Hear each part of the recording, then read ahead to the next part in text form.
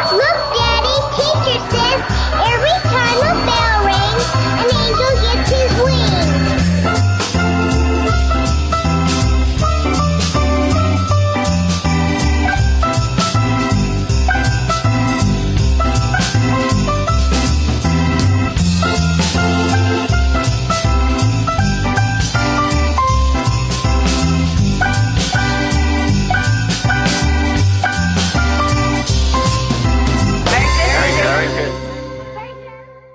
Hola y bienvenidos a Passion for Truth Ministries, yo soy Jim Staley. Todos tenemos lindas memorias del ayer sentados en la mesa de la Navidad durante las Navidades celebrando el nacimiento de nuestro Señor, con nuestra familia, amigos y seres amados. Y hasta memorias de su resurrección en la primavera durante el tiempo de la Pascua. Bueno, yo quiero compartir con ustedes algunos de los resultados y conclusiones que comencé a descubrir en mi caminar mientras el Padre hace unos años atrás comenzaba a poner un vacío dentro de mí, un anhelo por algo más profundo que tuviese sustancia y que viniese de Él. Y todos los años, mientras comenzaba a celebrar la Navidad, algo simplemente no se sentía bien, se sentía como que me faltaba algo, no se sentía como cuando yo estaba creciendo. Y a lo mejor tú también te puedas identificar con esos mismos sentimientos dentro de ti. Bueno, y mientras comenzamos a caminar a través de esta información, yo les quiero dejar saber desde el comienzo que mucha de esta información es impactante. Mucho de esto a lo mejor hasta te moleste porque tus emociones y tus memorias están atadas a la propia fibra que compone el quien tú eres. Entonces los quiero animar, que no le tengan miedo a la verdad mientras sale, porque al final del día, la verdad, según las Escrituras, solo puede hacer una cosa, y eso es hacerte libre. Entonces, para recordarles, antes de comenzar, de un padre a otro padre, yo tengo pequeñas en casa, algunas de las imágenes e información que vamos a compartir hoy son sensibles y a lo mejor usted quiera el mantener eso en mente mientras caminamos por este mensaje. Entonces, para comenzar, de la primera cosa que vamos a hablar es en verdad sobre el auditar nuestras vidas, nuestra información y las cosas que creemos. Y comenzaremos con una cita del Grupo Barna. Esta es la organización más grande de encuestas cristianas y estudios de toda la nación. Ellos analizan toda clase de cosas en la cristiandad, desde nuestras doctrinas, nuestras creencias y para dónde se están moviendo las cosas en la cristiandad. Y en un reciente estudio de fin de año, esta fue su conclusión.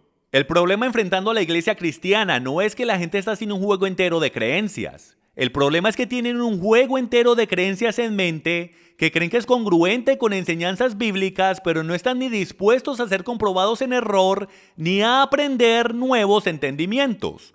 Puede que sea que la evaluación espiritual es tan descomún porque la gente teme que los resultados indiquen la necesidad de estrategias diferentes de crecimiento o de involucrarse más agresivamente en el proceso de crecimiento.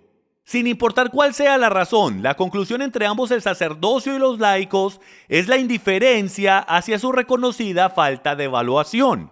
Básicamente lo que eso está diciendo es que nosotros como creyentes hemos llegado a un punto donde no nos importa lo que la verdad es, no nos importa lo que desde su perspectiva, desde la perspectiva de Yahweh, Él quiere para nosotros. A nosotros hasta nos da miedo el averiguar estas cosas porque sabemos que dibujará una línea en la arena y no queremos tomar esas decisiones porque al final del día queremos lo que queremos. Estamos cómodos con la manera que vivimos la vida, estamos cómodos con nuestras actividades religiosas y tradiciones hechas por hombres en todo sentido. Y amigos míos, al final del día, yo no sé usted, pero yo solo quiero complacer al Padre. Solo fuimos puestos en esta tierra por un par de razones. Y es para levantar su nombre en la tierra y para asegurarnos que lo amemos con todo nuestro corazón, alma, mente y fuerzas. Y lo queremos hacer a su manera. Algunos de ustedes cuando empiecen a ver la información en este video, inmediatamente les va a entrar un pensamiento dentro de la mente que les va a querer decir, bueno, eso no es lo que significa para mí. Yo también tuve ese pensamiento cruzar mi mente unos años atrás, y el Espíritu Santo en una manera delicada me empezó a decir, Jim, en verdad no importa lo que significa para ti. Tú no eres el que está siendo adorado, yo soy el que está siendo adorado, solo importa lo que yo piense. Entonces, por favor, tenga eso en mente mientras vamos a través de la información en este video, porque al final del día, nuestro deber es el ajustar nuestras vidas a la verdad. No importa qué difícil, no importa qué emocional o lo traumático que sea, porque al final, cuando cruces el desierto, hay una tierra prometida esperando. Hay bendiciones cuando haces cosas bíblicas de manera bíblica. Entonces comencemos con esta cita. Por John Calvin, que dice esto. ¿Es fe entender nada y meramente someter tus convicciones implícitamente a la iglesia? Nosotros queremos entender por qué es que hacemos las cosas que hacemos, por qué creemos las cosas que creemos y lo seguimos adorando a Él ciegamente, pensando que porque nuestros corazones son puros y sinceros, que Él simplemente va a aceptar cualquier cosa que pongamos en el altar. Eso sería como los israelitas antiguos tomando un cerdo, poniéndolo en el altar y sacrificando un animal impuro. Es como Caín sacrificando su jardín de vegetales cuando Yahweh, Dios, requirió un sacrificio de animal. En verdad no importa qué significa para nosotros, en verdad no importa qué sincero sea nuestro corazón, tanto es, la Biblia dice que nuestros corazones son malvados. Entonces Él no mira nuestros corazones, amigos míos, hasta que seamos obedientes. El corazón no importa. Si el corazón es lo único que importa, entonces más bien dejemos entrar a todo el mundo al cielo al final de los días, porque no es verdad que toda religión conocida al hombre es sincera en su corazón, del querer adorar a ese Dios con todo su corazón, alma, mente y fuerzas. Entonces, amigos, pongamos toda la teología sobre la mesa. En verdad no importa qué sinceros seamos, podemos estar sinceramente equivocados. Nos debemos asegurar que nuestra sinceridad y nuestra obediencia se alinee con las Escrituras, porque nos dicen las Escrituras que obediencia es mejor que sacrificio, porque podemos sacrificar todo lo que queramos, pero si no estamos haciendo y sacrificando de la manera que Él lo requirió, no vale de nada. Abraham Lincoln lo dijo de esta manera: la mejor manera de destruir a tu enemigo es de hacerlo tu amigo. Al final del día, amigos míos, el enemigo solo viene a hacer tres cosas: el robar, matar y destruir la verdad. Eso es lo que él trata de hacer. Lo hizo en el jardín, diciéndole a Adán y Eva que las instrucciones que Dios le entregó a Adán y Eva, y por el derecho instrucciones en hebreo significa Torah. La palabra Torah no significa ley, significa instrucciones. Entonces, mientras Yahweh les entregó Torah, instrucciones, en el jardín, el enemigo vino y dijo: Él en verdad no quiso decir que morirás si rompes sus instrucciones. Entonces, el trabajo del enemigo es de removernos de nuestra herencia, de removernos del jardín.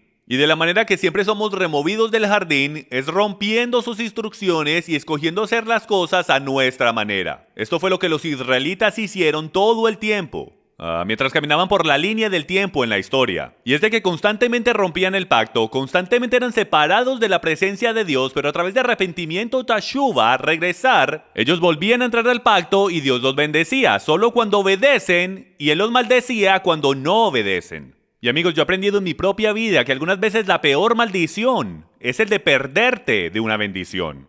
Muy bien, continuemos. Una de mis citas favoritas es por John F. Kennedy, que dice: el gran enemigo de la verdad frecuentemente no es la mentira deliberada, inventada y deshonesta, sino el mito, persistente, persuasivo y no realista. Hasta Hitler lo dijo de esta manera. Él dijo: si tú gritas y repites una mentira lo suficiente, eventualmente la gente lo creerá como verdad. De nuevo, Satanás no tiene otro plan más que el de robar, matar y destruir. Él quiere remover palabras de la Escritura. Él quiere que creamos que podemos hacer las cosas a nuestra manera. Últimamente, ¿no es ese su espíritu? El espíritu de rebeldía dice que nosotros podemos hacer las cosas a nuestra manera, adorar a Dios a nuestra manera. Y al final del día, ahí es donde nos empezamos a quedar cortos, donde nos empezamos a perder de la gloria de Dios. Pero cuando comenzamos a hacer cosas bíblicas de manera bíblica, es cuando comenzamos a heredar las bendiciones que el Padre ha reservado desde el comienzo de los tiempos. Bueno, aquí vamos, todo eso fue introducción, vamos a comenzar con este pensamiento. ¿Cuáles son los 4 eventos más influyentes que tú puedas pensar de toda la historia bíblica, de toda la historia del mundo humano? Bueno, yo les puedo decir cuáles son los 4 eventos más influyentes, y por el derecho esta es la opinión de Jim Staley, esta es mi opinión de cuáles son los 4 eventos. Y bueno, para mí los 4 eventos más influyentes son los siguientes: el dar los mandamientos en el huerto, el dar de los mandamientos en el monte Sinaí, las bendiciones y las maldiciones, el nacimiento del Mesías y la muerte, el entierro y la resurrección del Mesías.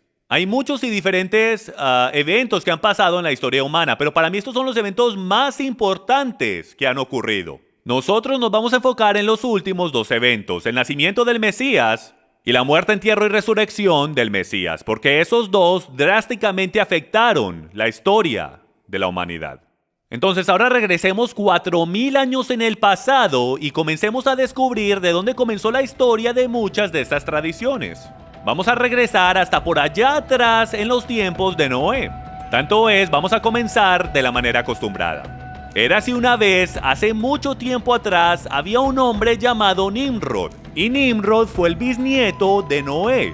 Él era el hombre más popular de la tierra en aquel tiempo, tanto es, él era el rey de la tierra en aquel tiempo. Él fue el responsable por construir las ciudades de Babel, y a la torre de Babel y la ciudad de Nínive, entre otras cosas. Y poniendo todo eso al lado, no hay duda alguna que él tenía increíble influencia entre la gente con que él vivía. Y lo que sucedía era que él tenía una increíble reputación de ser un hombre que tenía mucha, pero mucha fuerza. Él creó grandes ejércitos y él gobernaba el mundo en aquel tiempo, justo después del diluvio. Pero él estaba lleno de idolatría y codicia y borracheras y de rebeldía en contra de Dios. Y él tenía una increíble habilidad para engañar. Tanto yo supongo que él es bien parecido a lo que es un político de hace 4000 años atrás. Bueno, y Nimrod se casó con una mujer llamada Semiramis. Y Semiramis y Nimrod se convirtieron básicamente en rey y reina del mundo conocido en aquel tiempo. Bueno, en algún punto Nimrod se muere. Y él fue deidificado. Él fue la primera persona que fue deidificada en toda la tierra. Y a él lo hicieron el dios del sol, el cual terminó siendo Baal. La palabra Baal en sus escrituras puede ser rastreada a Nimrod. Entonces es un hecho interesante en la historia de que cuando ves la palabra Baal y Astarot, terminas regresando hasta esta historia de Nimrod y Semiramis. Entonces Baal ahora está reinando el universo como el dios sol. Y de alguna manera la historia dice, en la leyenda babilónica, de que Semiramis queda embarazada por los rayos del sol de su esposo muerto, Nimrod. Y ella da a luz a un pequeño bebé varón llamado Tamuz. Ahora, más adelante en la historia, mientras Tamuz crece y se hace un hombre, Tamuz en la actualidad se casa con su madre y tienen una relación muy sexual. Y de ese bebé Tamuz y de su madre Semiramis es de donde sacamos la historia de Cupido. Cupido, del día de San Valentín, la manera que la historia de San Valentín se desarrolló fue por Tamuz, que se casó y tuvo una relación no muy bíblica con su madre. Ok, regresemos a la historia de Tamuz. Tamuz, por 40 años, fue un gran cazador y tomó la posición de su padre gobernando el mundo. Y él tuvo increíble poder, pero más que nada, él fue un increíble cazador. Pero desafortunadamente, su don y su habilidad como cazador no lo pudo ayudar un día porque fue asesinado a la edad de 40 años por un jabalí o cerdo salvaje. Entonces lo que sucedió es de que Semiramis, en algún punto después de eso, ella murió y ella fue enviada al cielo, pero aparentemente su esposo fallecido Baal no estaba preparado para ella. Entonces él la volvió a enviar hacia la tierra dentro de un gigantesco huevo, el cual explotó en el río Eufrates, y la primera cosa que ella hizo cuando salió de ese huevo fue convertir un ave en un conejo que pone huevos. Así es, extraño como suena, de ahí es de donde sacamos el conejo que pone huevos, de ahí es de donde sacamos el conejo de la Pascua. Ahora usted está diciendo, un momentico, ¿un huevo? Esto suena como un cuento de hadas. Bueno, es una leyenda babilónica, pero tienes que entender la cultura oriental de aquellos días. Y es porque los huevos eran un tremendo significado de fertilidad entre los dioses. Hasta creían que la tierra había nacido de un huevo gigantesco. Entonces no era sorprendente entre los teólogos de que la leyenda fuese de que Semiramis bajara a la tierra en un huevo. Porque eso inmediatamente le diría a la gente de la tierra que esto era un dios. O en este caso, una diosa. Que esto es una deidad porque hay un huevo de fertilidad que está involucrado. Entonces lo que va a suceder ahora es que vamos a empezar a ver similaridades entre la celebración de la Pascua y las tradiciones que celebramos durante la Pascua, y todas esas tradiciones que son desde 2000, 3000 y 4000 años atrás. Entonces de entrada descubrimos que el conejo de la Pascua viene de ese acto el cual Semiramis hizo cuando salió del huevo. Veamos si podemos descubrir más tradiciones mientras caminamos por todo esto.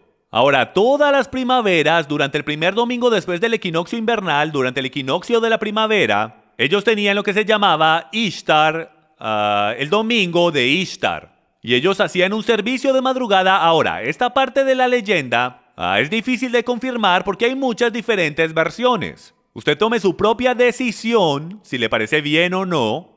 Si esta parte de la leyenda le hace sentido a usted. pero es bastante interesante de cómo una parte en particular de la leyenda es tan pero tan similar con el pintar de los huevos de la Pascua, porque lo que ellos hacían en esta parte de la leyenda es de que en el servicio del amanecer el sacerdote de Ishtar embarazaba jovencitas vírgenes en el altar y durante ese mismo servicio tomaban a los bebecitos que ahora tenían 3 meses que fueron del año pasado y ellos sacrificaban a esos niños en el altar para Ishtar. Y luego ellos tomaban los huevos de Ishtar y los sumergían en la sangre de esas pequeñas criaturas. De ahí sacamos el servicio del amanecer y de ahí probablemente fue que sacamos el pintar los huevos de la Pascua. Es interesante notar también que alrededor del mundo el color universal de los huevos de la Pascua es el color rojo, hasta en la Casa Blanca.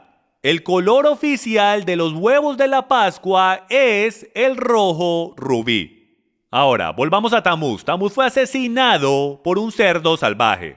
Entonces, todos los años, en conmemoración de celebrar la muerte y deificación de Tamuz, el cual se convirtió en el hijo de Dios, el hijo de su padre, ellos se paraban 40 días antes de la Pascua y ellos ayunaban y oraban y tenían una gigantesca cena en el domingo de la Pascua, donde ellos celebraban la muerte y la resurrección de Tamuz, ya que no saben qué cenaban ese domingo al anochecer. Así es, jamón de Pascua. Ellos mataban un cerdo en conmemoración a Tamuz, el cual fue asesinado por un cerdo salvaje. Y sí, los 40 días antes de la Pascua, lo que llamamos Cuaresma o lo que los católicos llaman Cuaresma, esos 40 días no vinieron, amigos míos, de los 40 días que Jesús estuvo en el desierto. Esos 40 días ya estaban implementados hace muchos y miles de años, antes de que Jesús siquiera apareciera. Eso viene de los 40 días de ayunar y orar por Tamuz antes de que celebraran la Pascua. Los 40 días de ayunar y orar de Jesús, y a mí me gusta llamarlo por su nombre hebreo, Yeshua, que significa salvación. El ayunar y el orar de Yeshua en el desierto por 40 días es solo una coincidencia. ¿Por qué? Porque el Padre conoce la verdad y el enemigo era la mano derecha del Padre y conoce las profecías. Y él sabía exactamente cómo todo estaba planteado. Y entonces él desarrolló todas estas tradiciones de hombres y todas estas leyendas, sean verdaderas o no sean verdaderas, pero él las desarrolló para desviarnos del tener entendimiento y que no podamos entender, para que cuando la verdad en la actualidad viniera, no la pudiésemos reconocer. El enemigo creó una farsa y nosotros no la hemos tragado por completo y enterita. Pero ahora estamos aprendiendo de dónde viene todo esto. Descubrimos de dónde viene la Cuaresma, de dónde viene el jamón de la Pascua, de dónde viene el servicio del amanecer. Hemos hasta descubierto por qué escogimos el primer domingo después del equinoccio de la primavera. Porque no lo escogimos. Siempre ha estado ahí durante la celebración de Ishtar. Ahora, lo que es interesante sobre Ishtar y Baal, o Semiramis y Baal, es los nombres. Encontramos estos nombres por todo lado en jeroglíficos egipcios, en todos estos, los jeroglíficos fenicios, en todos estos artefactos alrededor del mundo. Entonces, yo les voy a dar algunos de los nombres y el por qué comúnmente eran recordados por muchas de estas culturas y yo sé que ustedes los reconocerán inmediatamente. Primero que todo, en Egipto eran conocidos como Isis y Osiris. En Venecia eran reconocidos como Astarot y Baal, el mismo Astarot y Baal que puedes encontrar en tus escrituras. En Grecia eran conocidos como Afrodita y Adonis, o Eros, de donde sacamos la palabra erótico.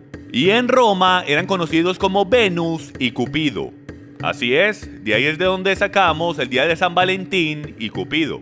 Hasta en el lejano oriente, escuchen esto es interesante. Cupido era conocido como Zoroastro. Zoroastro está hecho de 2 palabras, Zoro, que significa semilla de, y Astarot, que significa Ishtar. Entonces lo que Cupido en la actualidad significa en el lejano oriente es la semilla de Ishtar, o la semilla de su madre. Ok, eso viene de los archivos del estante, febrero 1994, volumen 2, libro 2. Hemos descubierto la Pascua, los huevos, el jamón, la Cuaresma, Cupido y San Valentín, el servicio de la Pascua, el servicio del amanecer y todo eso. Ahora nos queremos mover a las escrituras y mostrarles algunas conexiones con estos nombres. Porque usted ha leído estas escrituras y es increíble el cómo Yahweh siempre está tratando de hablarle a los israelitas y advirtiéndolos de que se mantengan alejados de Astarot y Baal. Entonces vamos a leer. Jueces 2:13 dice lo siguiente: y dejaron a Yahweh y adoraron a Baal y a Astarot. Primero de Samuel 7:4 dice: entonces los hijos de Israel quitaron a los Baales y a Astarot y sirvieron solo a Yahweh. Y en Romanos capítulo 11 versículo 4 dice lo siguiente: ¿pero qué le dice la divina respuesta? Me he reservado 7,000 hombres que no han doblado la rodilla delante de Baal. Ahora, lo que es interesante es que nosotros vamos a descubrir un poco más adelante en este programa cuál es esa tal imagen de Baal. Y más o menos por ahora ustedes deben de tener ese pensamiento del cual los advertí, de que eso no es lo que significa para mí. Yo celebro el nacimiento de Jesús y yo pongo todo mi énfasis en Jesús y yo celebro su resurrección. Y yo solamente me enfoco en Él. Bueno, tu corazón se podrá querer enfocar solo en Él y usted puede hacer lo que usted quiera. Pero la verdad del tema es que en verdad no importa qué enfocados estemos, qué sinceros seamos, qué puro sea nuestro corazón. Lo único que importa es si lo estamos adorando a Él de la manera que Él dijo que lo adoremos y si hay algo que estamos haciendo que lo esté ofendiendo. Y más adelante iremos a través de las escrituras y veremos si hay alguna cosa que nos hable sobre la Navidad y la Pascua y si hay alguna clase de instrucción que nos permita el adorarlo de la manera que queramos. Pero mientras tanto, por favor mantenga una mente abierta mientras caminamos por estos hechos históricos y estos símbolos bastante sorprendentes, los cuales usted podrá ver que se movieron en el tiempo y terminaron en nuestras iglesias cristianas de hoy. Comenzaremos con una variedad de símbolos que hemos descubierto en arqueología e historia que están bastante relacionados con la cristiandad, la Navidad y la Pascua, la adoración al sol y la adoración pagana el día de hoy. Entonces vamos a comenzar con la más obvia o la más importante, la cual es Tammuz y su madre Semiramis. Si miran la pantalla podrán ver a Isis y Osiris, o también conocidos como Ishtar y Tammuz. Ahora, algunos deben de estar pensando, un momentico por favor. Yo celebro la Pascua y tú estás hablando de Ishtar. Easter o Pascua en español es la modificación en inglés a la palabra Ishtar. En otras palabras, si dices Ishtar en inglés es pronunciado Easter. Así fue como evolucionó la etimología de esa palabra con el tiempo. Lo que yo quiero que ustedes vean es lo que está sobre su cabeza. Es una luna creciente y en el centro de esa luna creciente es en actualidad un símbolo del sol. Entonces, el símbolo de poder de Isis o Ishtar era la luna creciente sosteniendo al propio sol, su marido fallecido, Baal, el dios sol, y pueden ver al bebé ahí, el cual se alimenta de su seno. Y Ishtar era conocida como la diosa del este, la diosa de los senos expuestos del oriente o de la madrugada. Por eso era que tenían un servicio en la madrugada durante la Pascua. Su esposo, por lo contrario, era el dios del occidente, el sol poniente. Entonces tenías a la diosa, su esposa Ishtar, de donde se levanta el sol, y luego tenías a su esposo, el cual es el dios del occidente, en la puesta del sol, cubriendo todo el día entero, diciendo que los dioses paganos reinaban la tierra. Ahora nos moveremos por el resto de estos símbolos mientras caminamos por todo esto el día de hoy. Aquí en la pantalla pueden ver una imagen tallada pagana de la deidad solar Baal-Hadad, detallada como un disco en una luna creciente, ¿ok? Ustedes pueden ver ahí en la mitad de la pantalla la media luna sosteniendo la imagen del sol, lo cual es el dios pagano, junto con la luna creciente, la cual siempre lo rodea. Ahora, como pueden ver que el símbolo principal para el dios del sol era la luna creciente, con el sol encima de ella o ajustado en la mitad de la luna creciente, nos moveremos ahora a algo que es bastante controversial pero verdadero históricamente. Y es de que la Eucaristía católica es en la actualidad el sol que está adentro de esa luna creciente. Les mostraré algunas imágenes de la Eucaristía actual en diferentes posiciones y usted podrá ver que no solo es similar, es idéntico. De aquí fue que sacaron los símbolos. Pueden ver aquí, este es un objeto en particular que sostiene la Eucaristía. Y encontré esto en línea y esto es lo que la cita dice. No puse el nombre de la iglesia por obvias razones, pero básicamente este fue su anuncio Para un viernes en particular, dice, la adoración eucarística se celebra el primer viernes de cada mes, con el propósito de honrar y orar al bendito sacramento. Ahora, yo no sé usted, pero mi Biblia dice que le oremos al Padre, nuestro Padre. Yeshua, Jesús dijo que le oráramos al Padre. Él no dijo que le oráramos a objetos estáticos, aunque lo represente a Él o no. Ahora, mire bien cuidadosamente. Ahí a su mano derecha usted podrá ver la imagen de la luna creciente sosteniendo ese sol o esa hostia de pan. Aquí podemos ver una imagen más amplia, la cuna de luna creciente en el ostensorio en forma de sol de la Iglesia Católica Romana. Ahora ustedes podrán ver que los rayos del sol se extienden por todo esto, ni siquiera lo escondieron. ¿Y por qué no lo escondieron? Porque esto tiene miles de años de antigüedad y esto sale directo del paganismo de adoración al sol, donde era el símbolo para Baal y su esposa Ishtar. Y aquí podemos ver que la vara de cono de pino es otro símbolo encontrado en el paganismo conectado al dios pagano, que proviene de Egipto, Osiris. Está en la forma como de una horca, como pueden ver, donde el cono del pino está en el centro. Ahora, ¿por qué escogieron el cono del pino? Porque representa fertilidad. Porque viene del árbol de pino que se mantiene verde el año entero. Entonces, como todo empieza a morir en la primavera, el árbol de pino se convirtió en un símbolo de nueva vida, esperanza y fertilidad.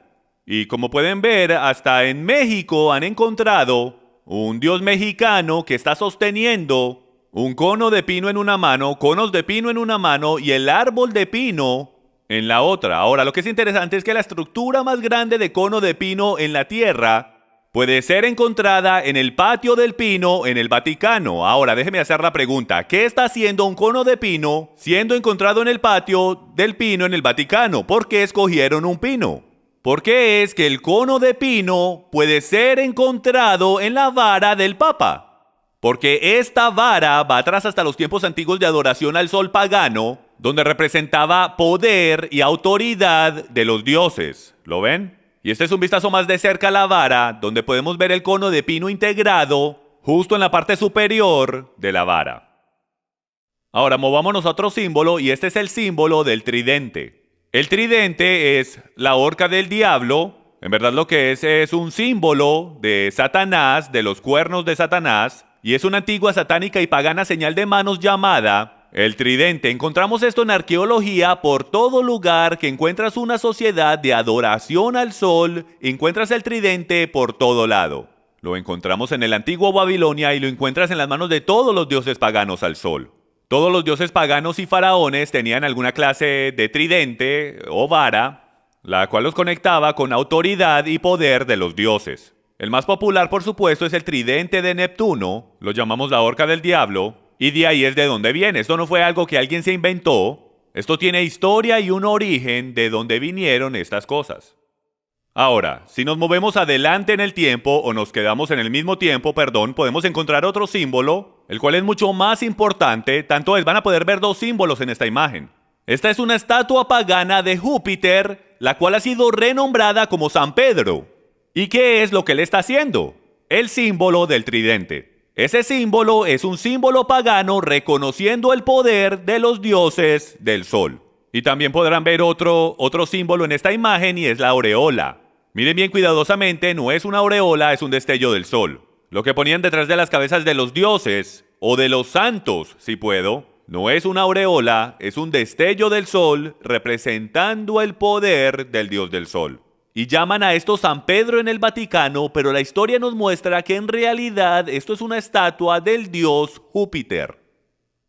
Y también podrán ver lo que es el niño Jesús, supuestamente el niño Jesús, pero no es más otro que el bebé Tamuz. ¿Y cómo sabemos que no es el niño Jesús? Porque vemos el tridente por todo lado. Pueden ver el símbolo del tridente en la mano del niño Jesús, junto con un tridente saliendo de la cabeza de la estatua. Puedes ver 3 tridentes, 2 por los lados de la cabeza y 1 por encima de la cabeza. Este no es el niño Jesús, señoras y señores. Este es el dios pagano del sol, Tamuz, de la historia de Baal, Nimrod y Semiramis, que terminó siendo Cupido en el día de San Valentín de hoy. Movámonos a otro símbolo completamente diferente. Aquí podemos ver una serpiente con alas guardando el trono del rey Tutankamen. Y usted podrá ver que esta serpiente con alas en verdad es un dragón, y a través del folclore y la cultura, a través del mundo entero, hemos podido ver dragones con alas en jeroglíficos antiguos egipcios, mejor dicho, los hemos visto por todo lado. Y eso es todo otro estudio en sí, pero la realidad del tema es de que la serpiente en las escrituras siempre ha sido conectada con Satanás o Lucifer, el ángel caído de luz, el cual en el jardín del Edén fue descrito como una serpiente que era muy sutil y engañosa, que siempre está respirando el fuego de muerte de su boca si puedo, siempre buscando el destruir y devorarse al pueblo de Dios. Entonces yo quiero que vean cómo la serpiente, que siempre en las escrituras está conectada con actividad demoníaca o Satanás, aparece tanto en estructuras religiosas y sus artefactos. Aquí podemos ver la serpiente maya dios del sol, Quetzalcóatl, saliendo de la boca de un dragón con alas. ¿Ok? Entonces el dios maya está saliendo de la boca de un dragón con alas. En esta otra imagen tenemos a una serpiente con alas llevando almas fallecidas al cielo. Y si lo miran bien cuidadosamente, pueden ver que las almas fallecidas están montadas en la espalda de la serpiente. Y pues ha sido interpretado de que la serpiente con alas va en camino al cielo y se está llevando a su gente con él. Y yo les voy a sugerir que no es para el cielo para donde él va. Aquí podemos ver otra serpiente con alas, la serpiente con alas que hemos visto por miles de años en el paganismo, como manija de la puerta en la Catedral de San María en San Francisco, California. Ahora déjenme les pregunto, ¿qué está haciendo una serpiente con alas en cualquier artefacto religioso o edificio religioso que esté conectado con Yeshua el Mesías, Jesús el Cristo, nuestro Redentor y Salvador? No debería estar ahí. Aquí tenemos un dragón con alas en el gran emblema del Papa en el Museo del Vaticano. ¿Por qué hay un dragón con alas en el emblema papal en el Museo del Vaticano? El mismo dragón con alas que vemos a través del paganismo. Ahora, el dragón con alas está conectado y evolucionó a lo que nosotros hoy día llamamos el báculo de serpiente. Miren aquí cuidadosamente a lo que el rey Tutankamen tiene en su mano, la vara torcida o el báculo de serpiente, el cual estaba diseñado para proteger a los dioses o para proteger a los líderes y faraones del antiguo Egipto. Ellos hasta creían que la serpiente con alas los protegería, entonces hicieron estos báculos de serpiente con los cuales hasta los enterraban cuando morían. Pues la creencia era que los protegería y les daría poderes en la otra vida. Aquí también podemos ver a la diosa griega Atena sosteniendo el báculo de serpiente en su mano derecha, el cual es un símbolo de poder y autoridad. Aquí tenemos a un rey de Mesopotamia con su vara torcida de adivinación que representa el báculo de serpiente. Aquí podemos ver el báculo de serpiente católico romano de los obispos y también de los altos oficiales de la Iglesia Católica. Si miramos bien cuidadosamente, podemos ver que hay una serpiente con alas metida en la curva de ese báculo. Los báculos de todos los obispos y de los altos oficiales de la Iglesia. Ahora, vuelvo a preguntar, ¿por qué encontramos la serpiente con alas, la misma serpiente con alas que encontramos hace 2000, 3000 y 4000 años en adoración pagana al sol? Lo mismo que hemos encontrado en la antigua cultura egipcia, lo cual sabemos que es Hasatán o Satanás. Aquí tenemos otra imagen, el báculo de serpiente católico romano de los obispos y también de los altos oficiales de la iglesia. Otra vez, el mismo báculo, el cual termina siendo la cabeza de una serpiente.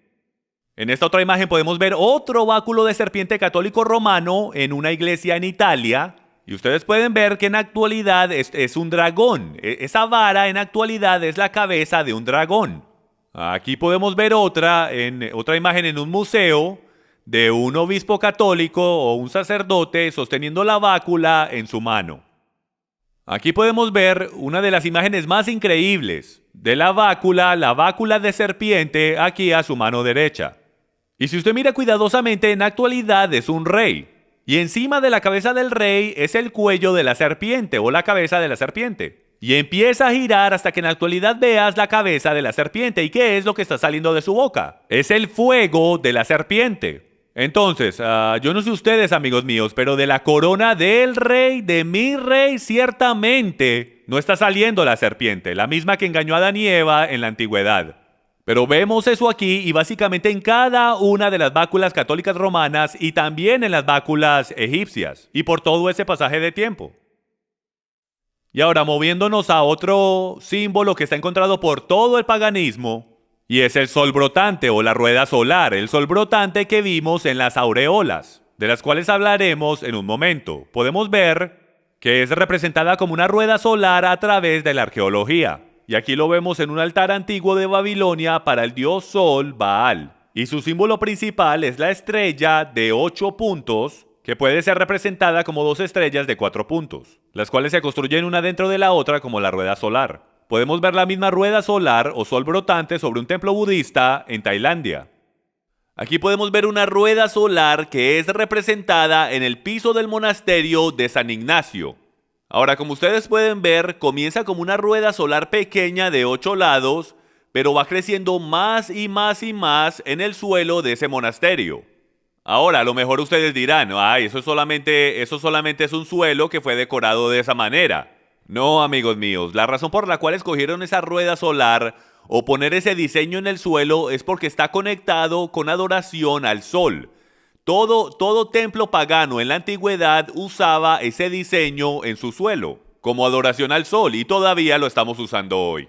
Aquí podemos ver el rostro de un niño, el cual es Tamuz, dentro del símbolo de fertilidad de los rayos del sol en un altar católico romano. El mismo símbolo es encontrado en el rostro del dios del sol babilónico en un púlpito de la Iglesia Católica Romana en Escandinavia. El mismo símbolo sale directo del paganismo, como ya les he mostrado.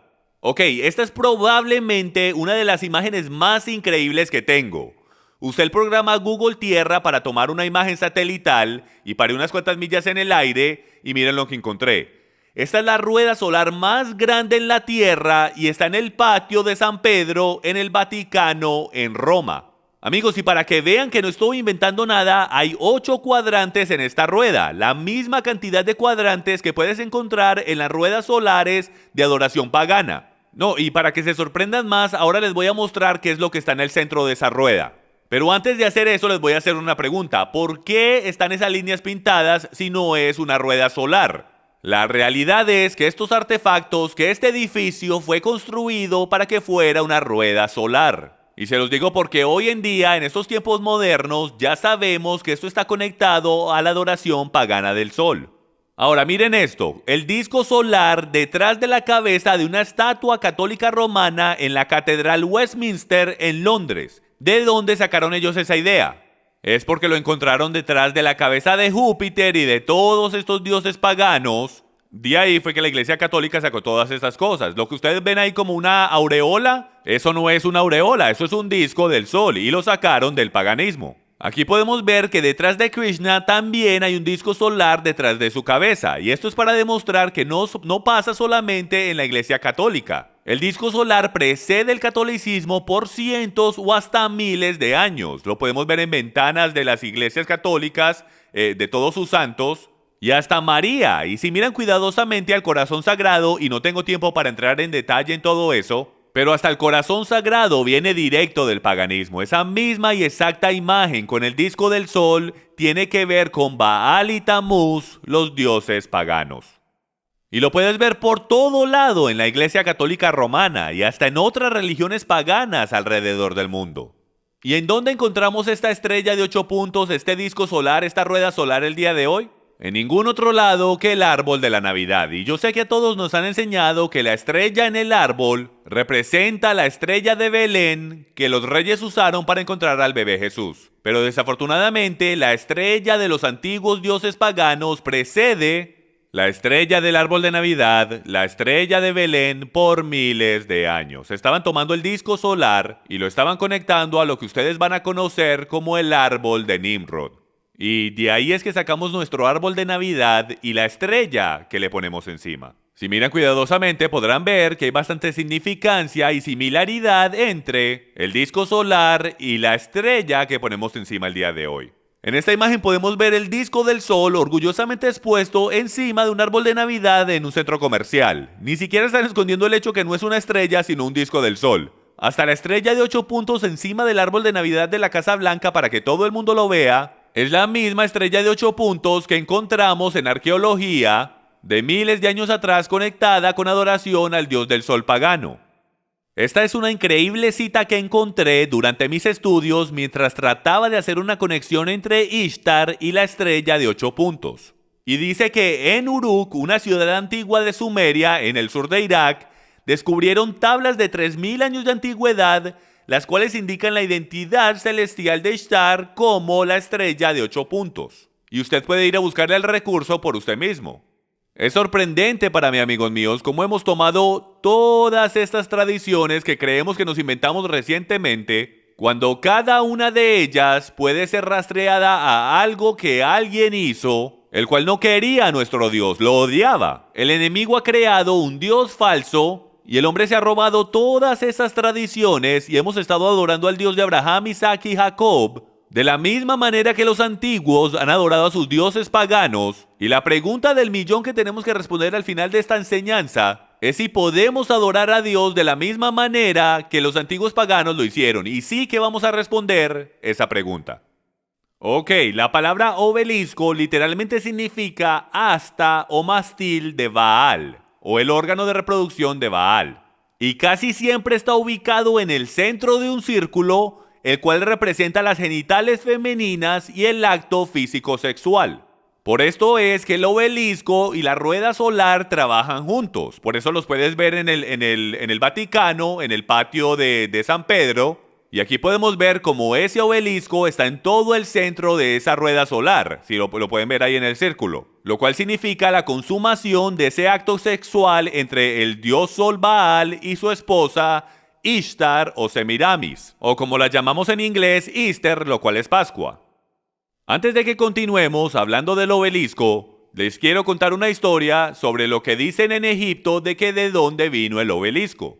Y va atrás hasta el tiempo del dios pagano egipcio Osiris y su esposa Isis. Si ven Ra, el dios Sol, tuvo 5 hijos. Y ahora mismo vamos a hablar sobre 3 de ellos. Los 3 hijos eran Osiris, Isis y su hermano Set. Osiris se termina casando con su hermana Isis. Y Set es su hermano celoso. ¿Por qué? Porque Osiris toma el control del trono en Egipto y se convierte en el dios o faraón del reino. Y como les dije, Set es un hermano bastante celoso. Y entonces él quiere matar a su hermano Osiris. Y él desarrolla un increíble plan, teniendo una gigantesca fiesta en la cual él construye una gigantesca caja. Y él construye esta caja con las dimensiones exactas de su hermano Osiris. Él de alguna manera encuentra las dimensiones de los hombros, la cabeza, el pecho, todas las dimensiones de Osiris, y todo el mundo deseaba esta caja, todo el mundo deseaba tenerla. Y entonces él desarrolló un plan bien astuto y dijo que le daría la caja a cualquiera que se acostara dentro de la caja y cupiera.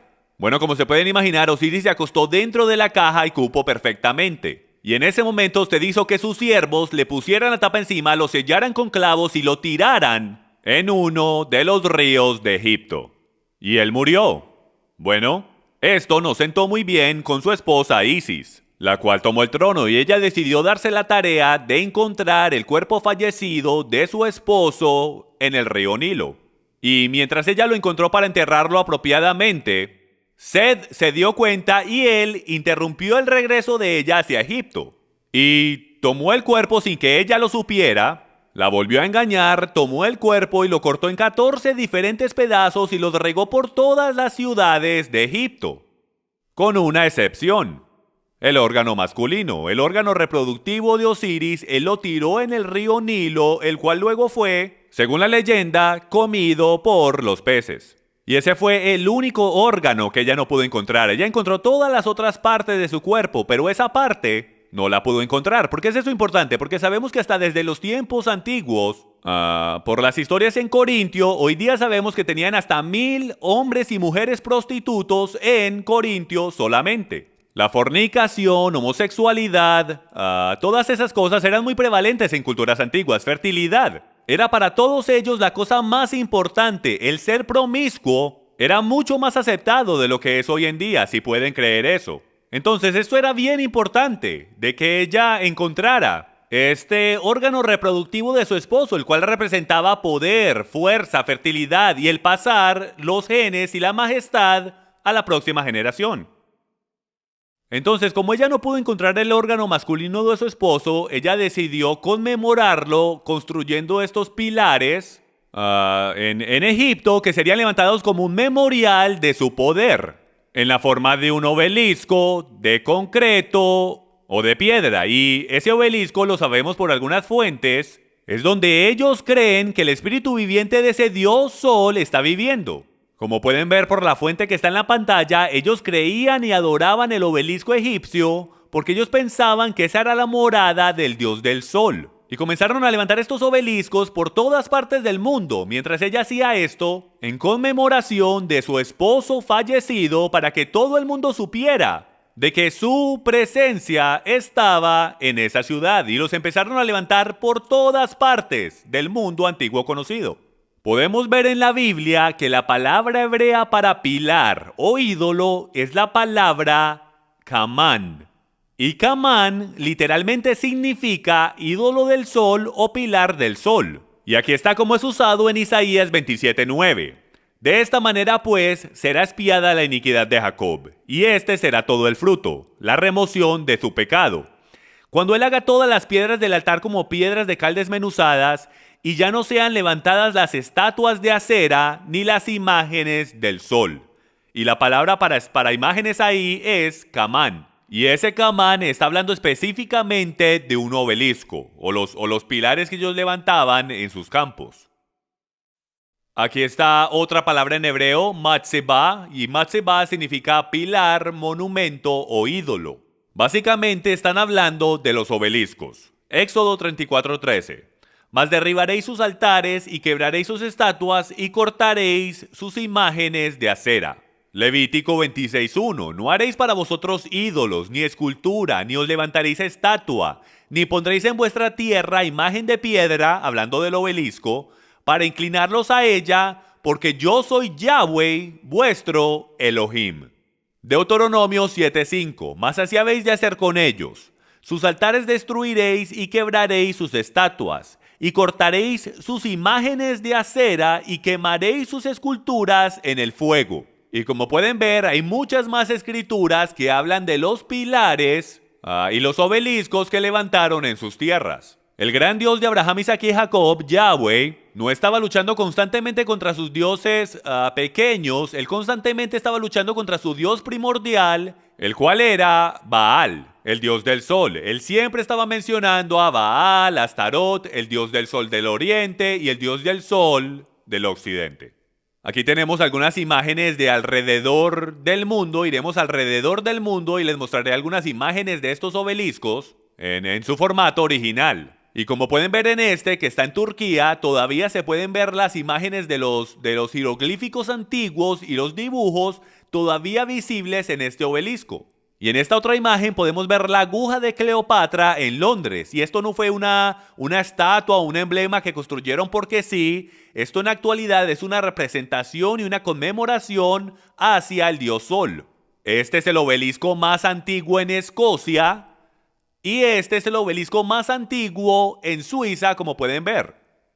En Alemania, en París, Francia, y este está cubierto por completo de jeroglíficos antiguos hablando de adoración al sol. ¿Qué tal Meca? Me preocupa por completo, señoras y señores, el descubrir que para Islam, que uno de sus más grandes ídolos es el obelisco puesto en toda la mitad de la ciudad de Meca. La misma clase de obeliscos que encontramos por todo lugar en este país también. Encontramos otro obelisco en Luxor, Egipto, cerca del río Nilo. Este es uno de los obeliscos más famosos en toda la tierra, que está en Buenos Aires, Argentina, dedicado al dios Sol Ra, quien se dice vivía dentro de él. Todo el mundo en ese pueblo, en esa ciudad, que ha estado ahí, conoce la historia de ese obelisco, conoce eso. Y lo entiende. Aquí tenemos otro en Ámsterdam, otro en Etiopía, en Mongolia. Y señoras y señores, nos vamos a enfocar ahora en esto por un momento. Pues en verdad les quiero mostrar algo que en verdad solamente se puede ver por Google Tierra, el cual en verdad me sorprendió, por eso lo quiero compartir con ustedes el día de hoy. El más grande obelisco en toda la Tierra, el cual está escondido. Y es lo que usted está viendo ahí. Si mira cuidadosamente, lo que estamos viendo son los genitales masculinos del dios Sol, Ra o Baal, construido dentro de la arquitectura de la Plaza de San Pedro y de todo el edificio del Vaticano. Ustedes pueden ver los testículos ahí abajo y el mástil de ese órgano masculino moviéndose hacia arriba. Ahora, lo que es interesante es que si le damos vuelta a un lado a esta imagen, podemos ver este obelisco arquitectural, si lo puedo decir de esa manera, apuntando directo al oeste, perfectamente al grado cero. Y mi pregunta es, ¿por qué está apuntando al oeste? Es porque este es el dios Sol, y el dios Sol es el dios de la puesta del sol del oeste. Y podemos ver básicamente en toda cultura pagana de adoración al sol que sus altares apuntaban al oeste. Porque ahí era que ellos hacían sus servicios. Y yo creo que el enemigo tuvo una gigantesca parte de influencia en la arquitectura de esta estructura católica romana en particular. En la actualidad es una representación del órgano masculino del dios Sol. Ese no es el lugar, amigos míos, para un obelisco egipcio que representa el órgano masculino del dios Sol entrando por las cenitales de la rueda solar. Eso no debería estar en ningún lugar que esté conectado con Jesús nuestro Señor en lo absoluto. Pero desafortunadamente lo está el día de hoy. La mezcla del paganismo en la cristiandad se ha infiltrado a tal grado que no lo reconocemos, porque no conocemos nuestra historia y no leemos el principio del libro. Ok, ahora, esta es una imagen que a mí me parece muy interesante porque esta es la imagen de un obelisco que está en la plaza de la iglesia de San Juan allá en Roma. Y es en la actualidad la iglesia del Papa, es la catedral del Papa. Entonces yo les voy a leer la descripción de dónde es que viene este obelisco en particular, porque yo creo que va a ser sorprendente de que ustedes reconozcan que este no es un obelisco que fue levantado recientemente en estos días modernos. Aquí tenemos de dónde es que viene este obelisco. El obelisco egipcio que se encuentra en la plaza de San Juan Laterín es el más grande en existencia. Originalmente tallado durante el reino del faraón Mosel III, estuvo levantado en el templo de Amán de Tebes, dios del sol, pero fue removido hacia Roma por el emperador Constantino en los años 317 a 361 y puesto en el Circus Maximus. En 1587 el Papa Sixtus V levantó el obelisco roto, sucio, caído y olvidado e hizo que lo repararan y lo pusieran en la Piazza S. Giovanni en Laterano. Lo que es bien interesante es que hasta Moisés pudo haber visto este mismo obelisco cuando estaba en Egipto. Ahora, este obelisco supuesto a honrar los dioses del sol está ahora al lado de lo que los católicos llaman la suprema madre de todas las iglesias. La catedral oficial del obispo de Roma, el Papa. Entonces tenemos literalmente un obelisco de 3.000 a 4.000 años de edad construido para los dioses del sol de Egipto, ahora puesto en la catedral de Santa María. ¿Qué tal el monumento a Washington? ¿Ese es un monumento? Por supuesto que lo es, pero no es un monumento a nuestro Dios. Es un monumento al Dios Sol. No puede ser ninguna otra cosa que un monumento a él. No es simplemente un pedazo de arquitectura, amigos míos. Esta es la misma y exacta estructura que construían en el antiguo Egipto para los dioses del sol y lo hemos demostrado hoy. Déjenme les hago una pregunta. ¿Dónde podemos encontrar este símbolo primordial del dios del sol hoy? ¿Este símbolo primordial del obelisco? Le sorprendería a usted descubrir que lo encontramos en nuestras iglesias. Así es, señoras y señores, el obelisco que representa la adoración al dios del sol terminó en nuestras iglesias alrededor del mundo. Nosotros los llamamos campanarios, pero eran llamados obeliscos en el Egipto antiguo. Si un faraón o un egipcio antiguo estuviese vivo hoy, ellos entraran y se sintieran bien cómodos entrando a la mayoría de nuestras iglesias el día de hoy. Porque ellos dirían, wow, esto es algo a lo que yo me puedo conectar, esto es algo a lo que yo me siento familiarizado, esto es adoración al sol. Y los vemos alrededor del mundo entero. Aquí vemos una iglesia que tiene dos construidos en su arquitectura. Señoras y señores, el obelisco, el símbolo primordial de adoración al sol, no debería estar en ningún lado. Este símbolo pagano de adoración al sol egipcio no debería estar en nuestras iglesias ni en nuestras sociedades cristianas de hoy. Esto lo vemos básicamente en todas las denominaciones, no importa si es católico, o sea cristiano bautista, o sea pentecostal, no importa cuál sea la denominación, vemos esto por todo lado. Ahora, llegamos a la pantalla que dice, pero eso no es lo que significa para mí. Yo sé que lo están pensando, pero la realidad es que no importa lo que significa para usted. ¿Por qué es tan difícil que podamos entender eso? ¿Por qué es tan difícil que entre en nuestros corazones y mentes que solo importa lo que significa para él? Ciertamente ninguno de nosotros nos pusiéramos una cadena que fuese un símbolo pagano. Pero sin embargo, construimos iglesias con símbolos que ni siquiera sabemos que son satánicos. Tenemos celebraciones que se rodean a sí mismas con símbolos paganos. Y sin embargo, como no las conocemos, pensamos que están bien. Pero la realidad es que el gran Dios de Isaac, de Abraham, Isaac y Jacob, él sabe qué significan esos símbolos. Entonces, desde su perspectiva, él ve esos símbolos y le recuerda de cuando pasaban a sus hijos por el fuego de Molec. Le recuerda de los infantes que fueron asesinados y sacrificados en los altares de Ishtar. Le recuerda de toda la adoración al Dios del Sol. Le recuerda de su pueblo que se alejó de él, que le dieron la espalda y sirvieron a otro Dios. Es un símbolo recordatorio para él y por esa simple razón nosotros deberíamos deshacernos de esos símbolos, ponerlos al lado, quemarlos como lo hizo Nehemías, y a todos, Jeremías y todos los profetas del pasado que derrumbaron los lugares altos y destruyeron los pilares. Aquellos los cuales derramaron su sangre, sus hijos, sus fuerzas, lo hicieron todo por destruir estos lugares altos mientras nosotros los levantamos otra vez. No importa qué significa para nosotros, importa lo que significa para él. Entonces, más vale descubramos exactamente lo que es y lo haremos a través de este programa mientras vamos a través de unas escrituras que a lo mejor usted nunca ha leído antes, que están dictando exactamente las fiestas que estamos celebrando hoy y descubriremos si sí o no. En la actualidad podemos continuar celebrando estas cosas desde nuestra perspectiva y hacernos los ciegos a su corazón. Ahora, ¿cuándo creen ustedes que era el cumpleaños de Nimrod y Tamuz? En el primer día del año, cuando el sol es renacido. ¿Y en qué día del año creen ustedes que el sol es renacido? En el medio de invierno, en el solsticio invernal, el 25 de diciembre, así es. De ahí es donde sacamos el 25 de diciembre, el día de la Navidad, como el día en que nació Jesús. ¿Por qué fue que escogimos el 25 de diciembre como el día de su nacimiento? ¿De dónde salió ese día? Muy sencillo, Jesús era el Hijo de Dios. Tamuz era el hijo de los dioses. Tamuz era el hijo de su padre, Baal. Entonces los paganos y los cristianos que salieron directo del paganismo en Roma ya estaban adorando al Dios del Sol. Durante los domingos en Roma, que es de donde sacamos el adorar los domingos. Solía ser que los primeros cristianos adoraban los sábados, pero fue cambiado al domingo porque todos los paganos adoraban al Dios del Sol en su día domingo y también lo adoraban en su cumpleaños en el 25 de diciembre. Entonces, naturalmente, cuando Jesús entró en la escena y Constantino supuestamente fue salvo en los años 300, ellos comprometieron la verdad para hacerlo más fácil que la gente se convirtiera a la cristiandad, haciendo el cumpleaños de Jesús en el mismo cumpleaños de sus dioses paganos, el cual ellos ya estaban celebrando. De ahí fue que salió el 25 de diciembre.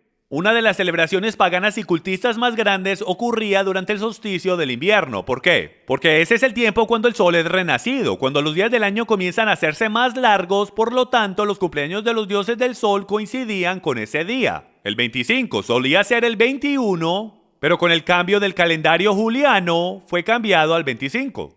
Podemos ver aquí, esta es una imagen antigua de Nimrod. Todos los dioses del sol de toda región pueden haber tenido diferentes nombres, pero todos pueden ser rastreados al original dios del sol, Baal, también conocido como Nimrod. Miren esta foto de él con esa barba larga, y creo que ya se pueden imaginar para dónde voy con esto. Mientras comenzamos a descubrir la celebración del 25 de diciembre, cómo fue conectada hasta con el propio Santa Claus. Algunos de los nombres que Baal tenía eran estos. En Persia era Mitras. Y usted puede hacer un estudio usted mismo de esto. Esto en verdad que es fascinante. Si usted estudia la adoración cúltica y pagana de Mitras, usted podrá ver unas increíbles conexiones con algunas de las cosas que hacemos en la cristiandad. Y esto fue 500 años antes del nacimiento de Yeshua, antes del nacimiento de Jesús. Y era llamado el nacimiento del inconquistable sol, Mitras. Osiris, Horus y Ra en Egipto. También era llamado Atis en Roma. Y para celebrar los cumpleaños, los romanos tenían una gigantesca fiesta llamada la fiesta de Saturnalia. ¿Y cuánto creen que duraba? Así es, 12 días, que es de donde sacamos los 12 días de la Navidad. Y es directo de la fiesta de Saturnalia, que viene directamente de la fiesta del solsticio del invierno o del solsticio invernal. ¿Y cómo creen ustedes que los caldeos llamaban a este día? Hoy lo llamamos Navidad, pero en aquellos días los caldeos lo llamaban el día de Yule. ¿Y saben lo que la palabra Yule literalmente significa? Significa el día del infante. Y ciertamente no estaban hablando de Jesús. Ellos estaban refiriendo a Tamuz, quien era el Hijo de Dios, quien un día iba a regresar para salvarlos del mundo. Si ven, Satanás no puede hacer más nada que tomar la verdad, torcerla y tratar de que la gente le crean. Y eso fue lo que hizo con la historia del nacimiento y muerte de nuestro Señor. Y es de que él hizo una copia de eso en el paganismo, y en algún punto su plan era de tomar el paganismo y el mezclarlo con la cristiandad, porque cuando tú mezclas lo santo con lo profano, las escrituras llaman eso inmundo. Yahweh no acepta nada que sea inmundo. Debe de ser limpio, debe de ser separado y santo. Kadosh en hebreo. Ahora, ¿le suena esto familiar? Movámonos a este personaje llamado Odín, porque aquí vamos a empezar a entrar en un poco más de detalle de dónde vienen todos estos símbolos en nuestras celebraciones. Juntamente con la celebración de los dioses del sol, los de Escandinavia también adoraban a Odín, quien era el dios de la bebida intoxicante y extasía, tanto como el dios de la muerte. Y como la fiesta de Saturnalia lidiaba con todas esas cosas, él naturalmente se hizo el dios más popular de la fiesta de Saturnalia, la cual es una celebración hacia el dios del sol que la podemos rastrear hasta Baal. Bueno, ya que no saben en quién se convirtió este personaje, mírenlo bien, mírenlo bien. Se convirtió en Santa Claus, así es. Odín o Wodan era el dios de sabiduría, magia y conocimiento oculto, adivinanzas, poesía y guerra. Su nombre significaba el inspirado. Y ustedes van a poder ver, mientras vamos a través de todas estas pantallas, de que Santa Claus o Odín es bastante parecido a Jesús o Yeshua, lo cual significa salvación. Vamos a ver a un dios Odín, el cual salva, y vamos a ver a otro llamado Yeshua, que salva. Y yo quiero que presten mucha atención a las características de este tal Odín, porque es sorprendente el ver lo similares que son y cómo Satanás se trata de esconder como un ángel de luz, como dicen las escrituras. Él era un hombre alto, viejo, que tenía una larga barba blanca y también cargaba una lanza o báculo. Y si recuerdan el estudio que acabamos de hacer del báculo de la serpiente, cualquiera que cargue ese báculo está conectado al poder del báculo de la serpiente, lo cual es el mismo Satanás. Continuemos. Él viajaba alrededor del mundo en un caballo blanco que tenía 8 patas, lo cual en tradición antigua es el número de transportación. De aquí fue que sacamos a los 8 renos de Navidad. Usted dirá, Jim, son 9 renos. Originalmente eran 8. Rodolfo fue agregado en tiempos modernos, eran 8 renos. Y eso viene del caballo blanco de 8 patas en el cual Odín siempre andaba. Usted puede encontrar todo esto fácilmente, es conocimiento común en el internet. En las enciclopedias también puedes ver a Odín y todas las referencias que tienen que ver con él.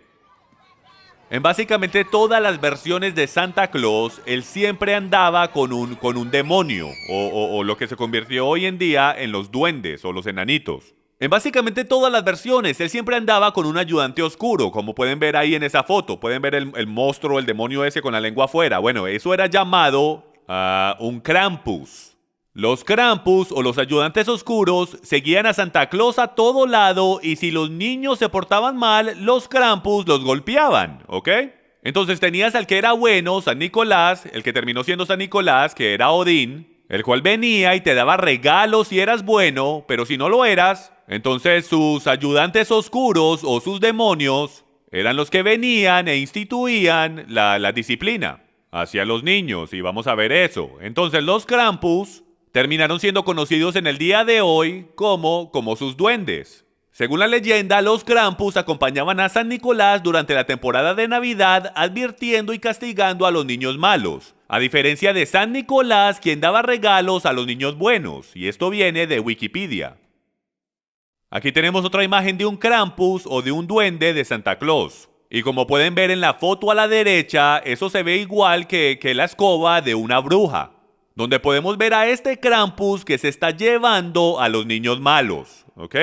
y el Krampus es una combinación entre un hombre y una cabra, ¿ok? Y esto lo vemos bastante a través de toda la historia donde una cabra es mezclada con un ser humano. Yo tengo una enseñanza sobre los nefileos o los hijos de Dios donde voy por todo esto, pero básicamente en la celebración llamada Yom Kippur en la Biblia, donde una vez al año el sumo sacerdote entraba en el lugar santísimo para hacer sacrificio, habían dos cabrios que eran ofrecidos. El primero era el cabrio la Adonai, y ese cabrio era ofrecido a Yahweh, era ofrecido a Adonai. Y el otro cabrio era llamado el cabrio la Azazel.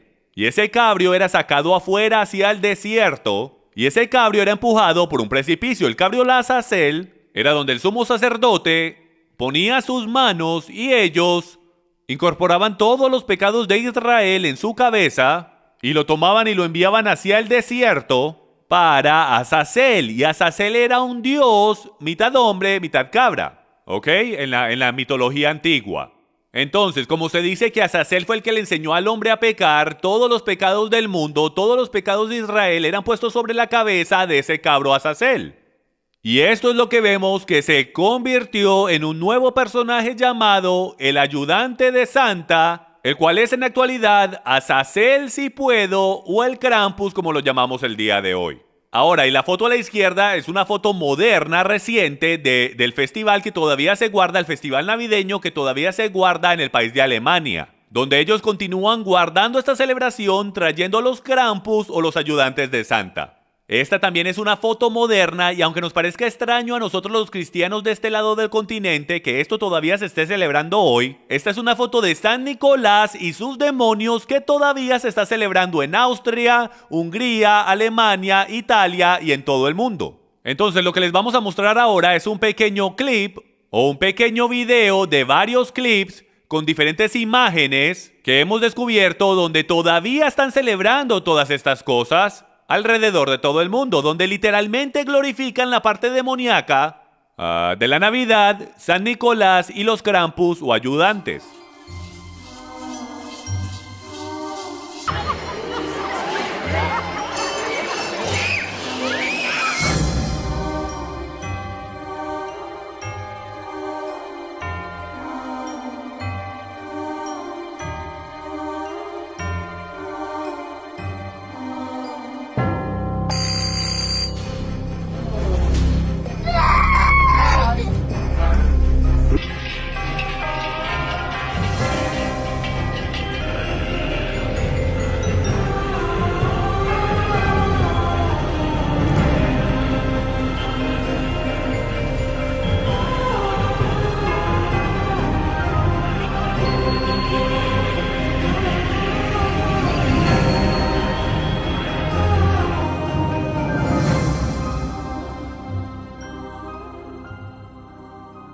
Yo lo sé y créanme que me disculpo. Yo sé que las cosas parece que se ponen peor, ¿no es así?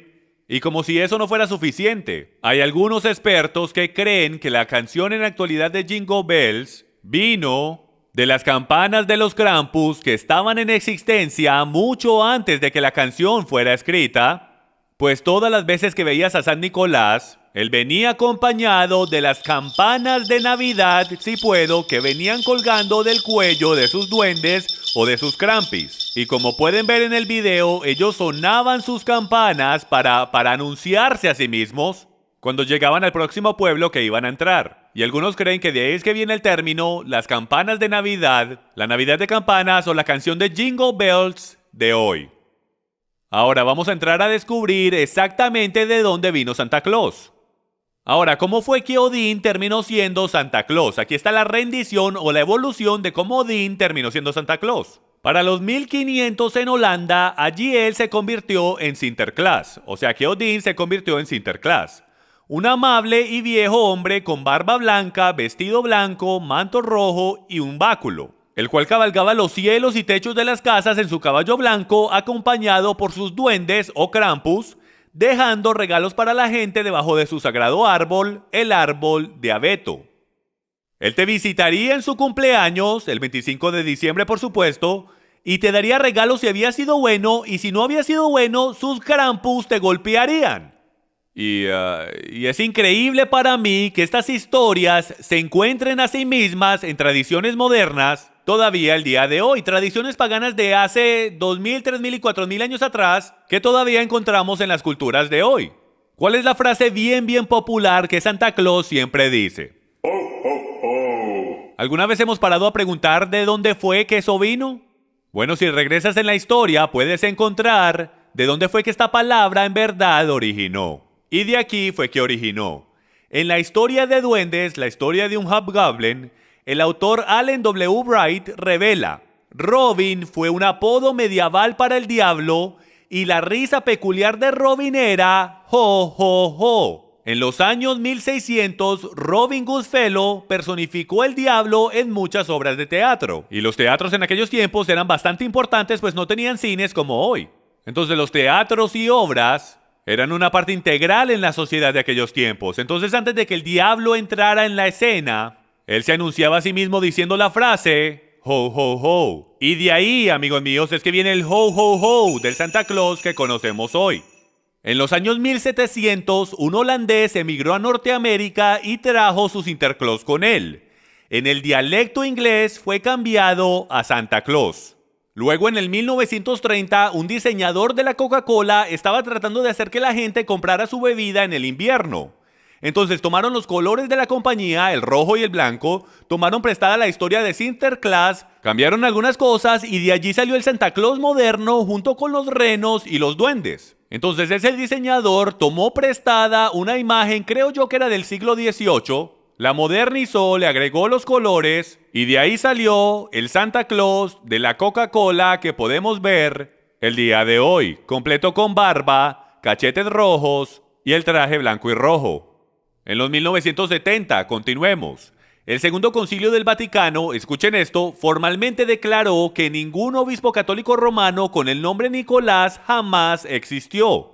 Le quitaron su categoría de santo porque llegó evidencia al Vaticano de que era posible que él nunca había existido, igual que muchos otros santos. El Segundo Concilio del Vaticano también confesó que las leyendas atribuidas a este santo no tenían ningún origen cristiano y que probablemente vinieron de tradiciones paganas. Entonces estamos viendo que San Nicolás, lo más probable, fue un santo que fue inventado, el cual estaba conectado con el dios del sol, o Odín, el cual terminó siendo Odín, al cual cristianizaron, lo hicieron un santo. Eventualmente los colores cambiaron, metieron a los duendes en la escena y fueron de ser malvados a enanitos lindos que hacen juguetes. Todo eso era modernización americana de algo que tiene orígenes malignos, paganos y diabólicos que vienen desde por allá atrás en el Edén donde comenzó todo el engaño.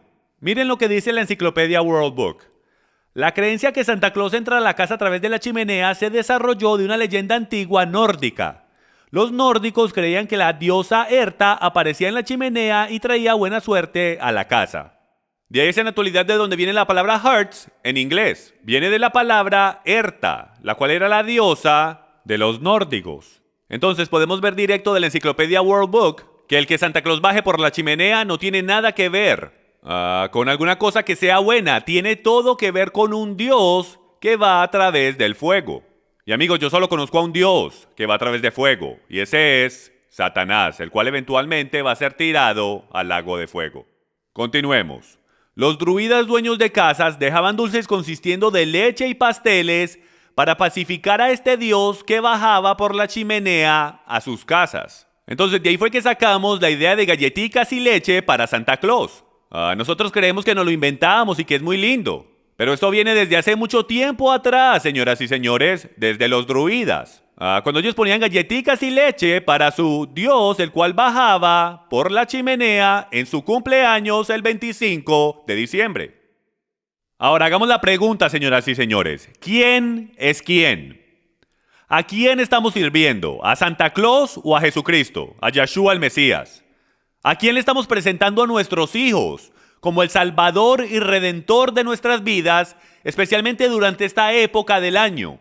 Bueno, vamos a descubrir algunas características que son increíblemente similares con nuestro Redentor y veamos si las debemos conectar. Primero, se dice que Santa Claus no tiene principio ni fin. Jesús no tiene principio ni fin. Santa Claus tiene su propio espíritu eterno, el espíritu de Navidad. Jesús tiene su propio espíritu eterno, el espíritu del Dios viviente. Santa Claus lo sabe todo. Jesús lo sabe todo. Santa Claus escribe nuestros nombres en un libro. Yeshua escribe nuestros nombres en el libro de la vida. Santa Claus tiene su pelo blanco como la nieve. Apocalipsis nos dice que Yeshua tiene su pelo blanco como la nieve.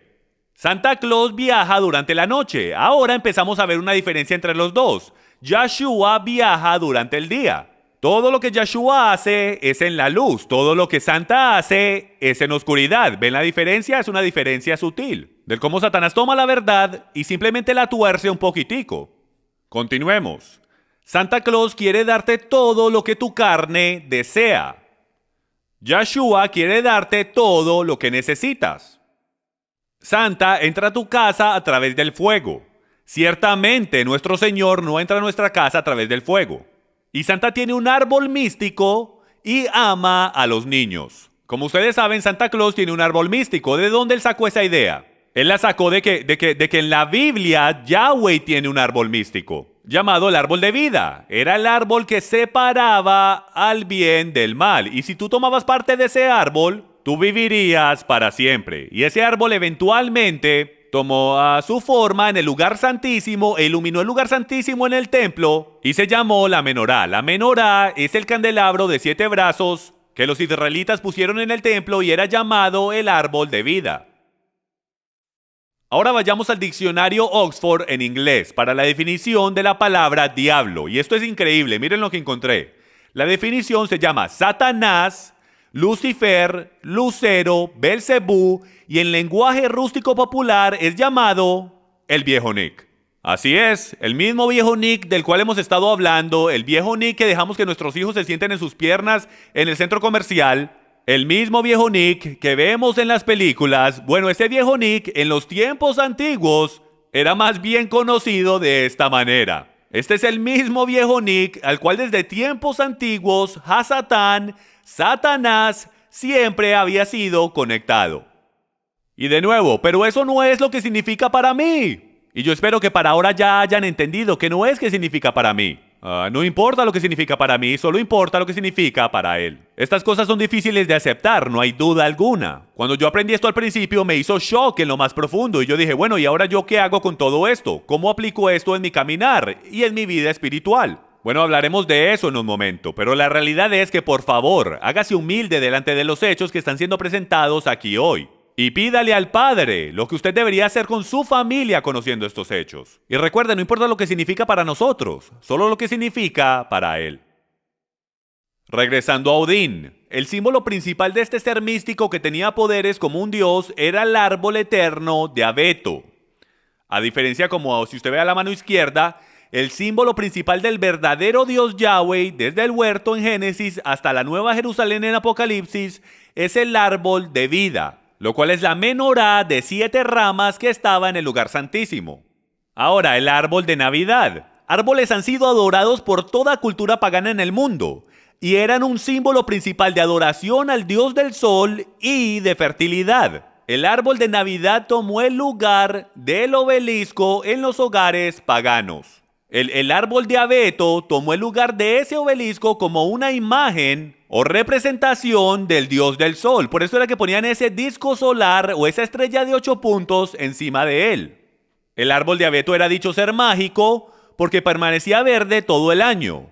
Era decorado en algunas culturas con frutas para simbolizar nueva vida. Y en otras culturas era decorado con 12 velas para honrar sus dioses del sol. Y es porque la fiesta de Saturnalia duraba 12 días. De ahí es que sacamos los 12 días de la Navidad.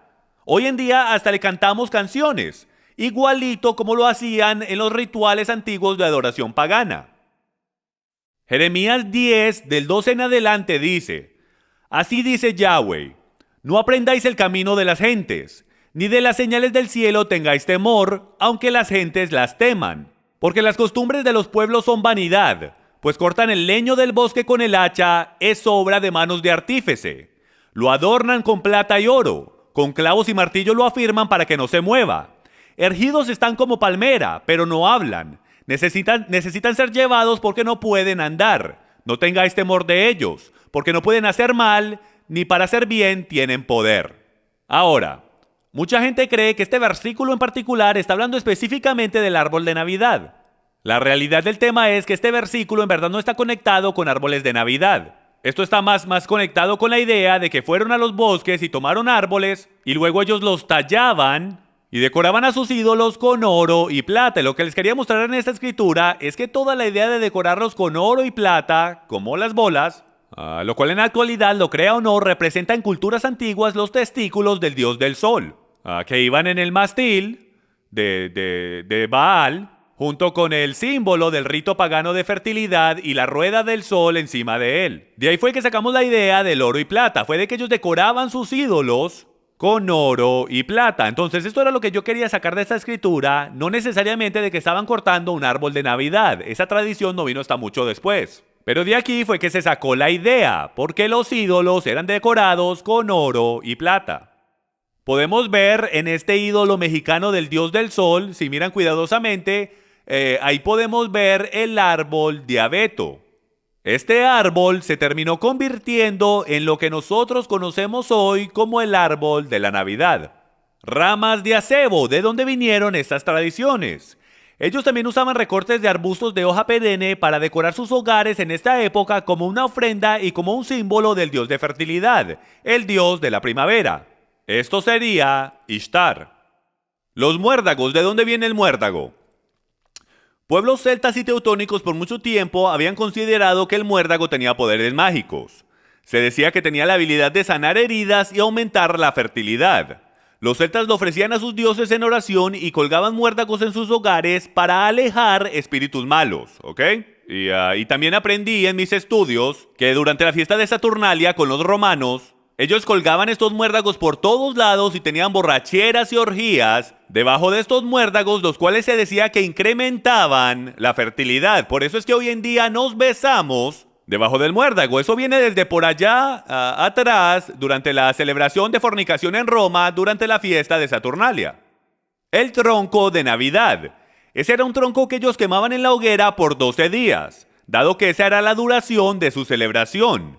Era originalmente dedicado en Escandinavia a la diosa de la fertilidad Ishtar, para que viniera su salvador, Tamuz. Ellos sacrificaban animales y esclavos en la hoguera todas las noches y esto se decía que alejaba a los espíritus malos. Ahora, miren lo que dice la Enciclopedia Americana sobre la Navidad. Dice: la Navidad, de acuerdo a varias autoridades, no era celebrada en los primeros siglos de la Iglesia cristiana, dado que la costumbre cristiana en general era de celebrar la muerte de personas notables en vez de su nacimiento. Una fiesta fue establecida en recordatorio del nacimiento del Salvador en el IV siglo. En el V siglo, la Iglesia occidental ordenó que fuera celebrado para siempre en el día de la antigua fiesta romana del nacimiento del dios llamado Sol. Entonces, están pudiendo ver la evolución. Hasta la Enciclopedia Americana nos está diciendo que la Navidad nunca fue celebrada por nuestros discípulos, apóstoles, nuestros antepasados, ni siquiera los padres de la iglesia. Esto va hasta por allá atrás, hasta el V siglo, donde esta fiesta fue incorporada y obligada a que fuera celebrada en la cristiandad. Y miren lo que dice, que debe ser celebrada para siempre en el mismo día que la fiesta romana de la adoración al sol. Y miren lo que encontramos del registro de la Corte General de la Colonia de la Bahía de Massachusetts, mayo 11, 1659. Para la gran deshonra de Dios y ofensa de otros, es por lo tanto ordenado por esta corte y su autoridad que cualquiera que se haya hallado observando cualquier o tal día como la Navidad o semejante, ya sea por evitar trabajo, hacer fiesta o cualquier otra manera, que al descubrir tal conducta, cada persona cometiendo tal ofensa pagará por cada ofensa 5 chelenis como multa al condado. Tanto es que algunos de los primeros estados en celebrar la Navidad fueron Alabama en 1836 y Luisiana y Arkansas en 1838. Tomó hasta por allá, hasta casi la mitad del siglo XVIII, para que la Navidad por lo menos fuera permitida de ser celebrada en los Estados Unidos. ¿Por qué es que nuestros fundadores, los cuales fundaron este país en el Dios de la Biblia, harían el celebrar la Navidad ilegal? Porque ellos no estaban tan removidos de la verdad como nosotros. Ellos entendían que esas cosas venían del paganismo. Ellos entendían que el Dios de Abraham, Isaac y Jacob, Yahweh, no quería que mezcláramos Cosas que las gentes usaban para adorar a los dioses que él odiaba, para adorarlo a él. Déjeme le hago una pregunta que a lo mejor usted esté pensando. ¿Pero es que acaso no podemos tomar algo que Satanás creó para el mal y voltearlo para el bien? Él conoce mi corazón, ¿verdad? Levítico 18:30. Guardad pues mi ordenanza, no haciendo de las prácticas abominables que tuvieron lugar antes de vosotros, y no os ensuciéis en ellas. Yo soy Yahweh, vuestro Dios. Marcos 7. Pero en vano me honran, enseñando como doctrinas mandamientos de hombres. Porque haciendo a un lado el mandamiento de Dios, os aferráis a la tradición de los hombres. La pregunta es si debemos adorar a Dios 24 horas al día, y si debemos tenerlo en un altar y solo adorarlo a Él. ¿No creen ustedes que lo deberíamos adorar a la manera que Él nos diga? Y no en las tradiciones de hombres, especialmente en las tradiciones de hombres que están conectados con tradiciones de ritos paganos y la adoración de dioses del sol. Movámonos ahora a Deuteronomio capítulo 12, y esto es básicamente el capítulo principal en mi opinión, que nos da una clara imagen de si sí o no podemos adorar a Dios de cualquier manera que queramos, solo porque pensamos que nuestros corazones son puros y sinceros. Y dice esto: y derribaréis sus altares, y quebraréis sus estatuas, y sus imágenes de acera consumiréis con fuego. Y destruiréis las esculturas de sus dioses, y estriparéis el nombre de ellas en aquel lugar. No haréis así para Yahweh vuestro Dios. Ahora, cuando yo comencé mi caminar y empecé a descubrir todas estas cosas, la primera cosa que me vino a la mente después que pensé, eso no es lo que significa para mí, fue de que pensé, bueno, a lo mejor puedo tomar algunas de estas cosas y cristianizarlas, y el Señor va a estar contento conmigo porque le robé algo al enemigo y se lo di a él. Bueno, eso es como los israelitas cruzando el río Jordán, apoderándose de estas comunidades cananitas, y en vez de destruirlo todo exactamente de la manera que el Padre dijo que lo destruyeran, ellos tomaron ciertas cosas como los altares que eran muy difíciles de construir, y ellos dijeron, wow, no tenemos que destruirlo todo en verdad. Tomemos este altar, borrémosle el nombre y pongámosle el nombre de nuestro Dios. Y él dijo, no se atrevan a hacer eso, no se atrevan a tomar algo que fue usado para adorar a un Dios pagano, cristianizarlo, echarle agua bendita y querer presentármelo a mí. Yo no lo aceptaré. No se atrevan al querer adorar a vuestro Dios en esa manera. Y dice, no haréis como todo lo que hacemos nosotros aquí ahora. Cada uno hace lo que le parece bien a sus propios ojos. Miren lo que dice el versículo 29. Cuando hubiere devastado delante de ti Yahweh tu Dios las naciones a donde tú vas para poseerlas y las heredares y habitares en su tierra, guárdate que no tropieces en pos de ellas. Después que fueren destruidas delante de ti, no preguntes acerca de sus dioses diciendo, de la manera que servían aquellas naciones a sus dioses, así haré yo también. Lo que estaba sucediendo era que estaban entrando en estas comunidades y como israelitas creativos estaban tomando algunas de las cosas creativas que los paganos usaban para servir a sus dioses y estaban tomando algunas de esas ideas para servir al gran Dios Yahweh. Y ahí esto es lo que Yahweh dice sobre el tema. Él dice en el versículo 31, no harás así a Yahweh tu Dios, al Señor tu Dios, porque todo lo que Yahweh aborrece hicieron ellos a sus dioses. Pues aún a sus hijos e hijas quemaban en el fuego a sus dioses. Cuidaréis de hacer todo lo que yo os mando. No añadirás a ello ni quitarás de ello. Punto. Deuteronomio 12:32. Entonces podemos ver muy claramente instrucciones de que nosotros no tenemos ningún derecho como creyentes de tomar cualquier cosa que haya sido instituida, dedicada para la adoración de otros dioses y literalmente a cristianizarlas y utilizarlas para la adoración de nuestro Dios. Sencillamente no podemos hacerlo. ¿Por qué? Es muy similar a esta analogía. Es básicamente como ustedes esposos allá afuera que todos los años les compran a sus esposas un regalo de aniversario. Bueno, pretendamos que tu esposa, digamos mejor el cumpleaños. Si el cumpleaños de tu esposa es el 27 de abril y todos los años en el 27 de abril le compras un regalo de cumpleaños como deberías. Pero pretendamos que tú tenías una antigua novia y su cumpleaños era el 27 de marzo. Y entonces tú saliste con esta mujer por 10 años y es más fácil que te recuerdes del 27 de marzo que el 27 de abril. Entonces imagínate ir donde tu esposa y decir, mi amor, ¿tú sabes qué? Es tan difícil para mí el recordarme tu cumpleaños ¿Te molestaría si cambiamos tu cumpleaños del 27 de abril al 27 de marzo?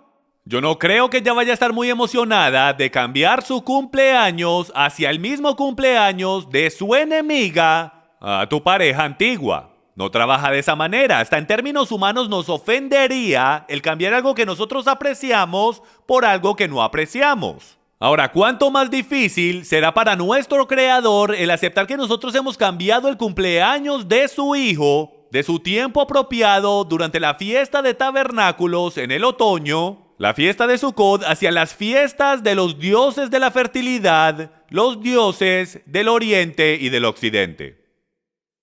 Deuteronomio 4:2. No añadiréis a la palabra que yo os mando, ni disminuiréis de ella, para que guardéis los mandamientos de Yahweh vuestro Dios que yo os ordeno. Y en el capítulo 12, versículo 32 dice, cuidaréis de hacer todo lo que yo os mando, no añadiréis a ello, ni quitaréis de ello. Proverbios 36. No añadas a sus palabras, no sea que él te reprenda y seas hallado mentiroso. Recuerden, él no puede cambiar la verdad. Su única meta es el mantenerte de ella. ¿Y cómo lo hace? Mezclándole un poquitico de veneno. Y no se necesita mucho veneno, amigos míos, para arruinar la cosa entera. Tú a lo mejor digas, bueno, a lo mejor sí importa lo que significa para él y no importa lo que significa para mí, pero Jim, ¿en verdad sí es así de mal?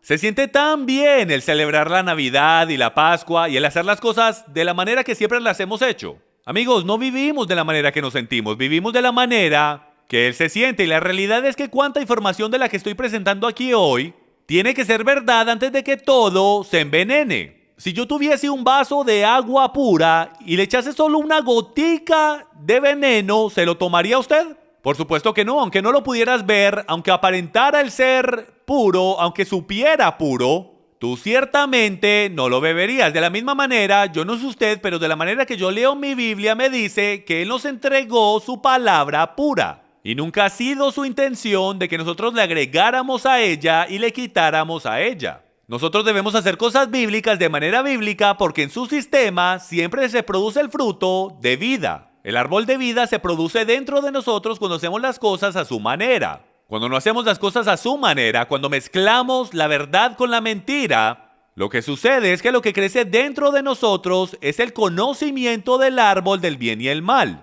Y eso nunca trae vida, amigos míos, eso trae atadura y muerte. Ahora yo quiero compartir con ustedes algunas alternativas bíblicas, algunos de los currículums que Dios dejó para nosotros para que compartiéramos con nuestros hijos. Esto es lo que Él quiere para nosotros. Tenemos qué hicieron los discípulos en la primavera justo al tiempo de la Pascua. Y como muchos saben es el Pesach, o más bien conocido como la Pascua.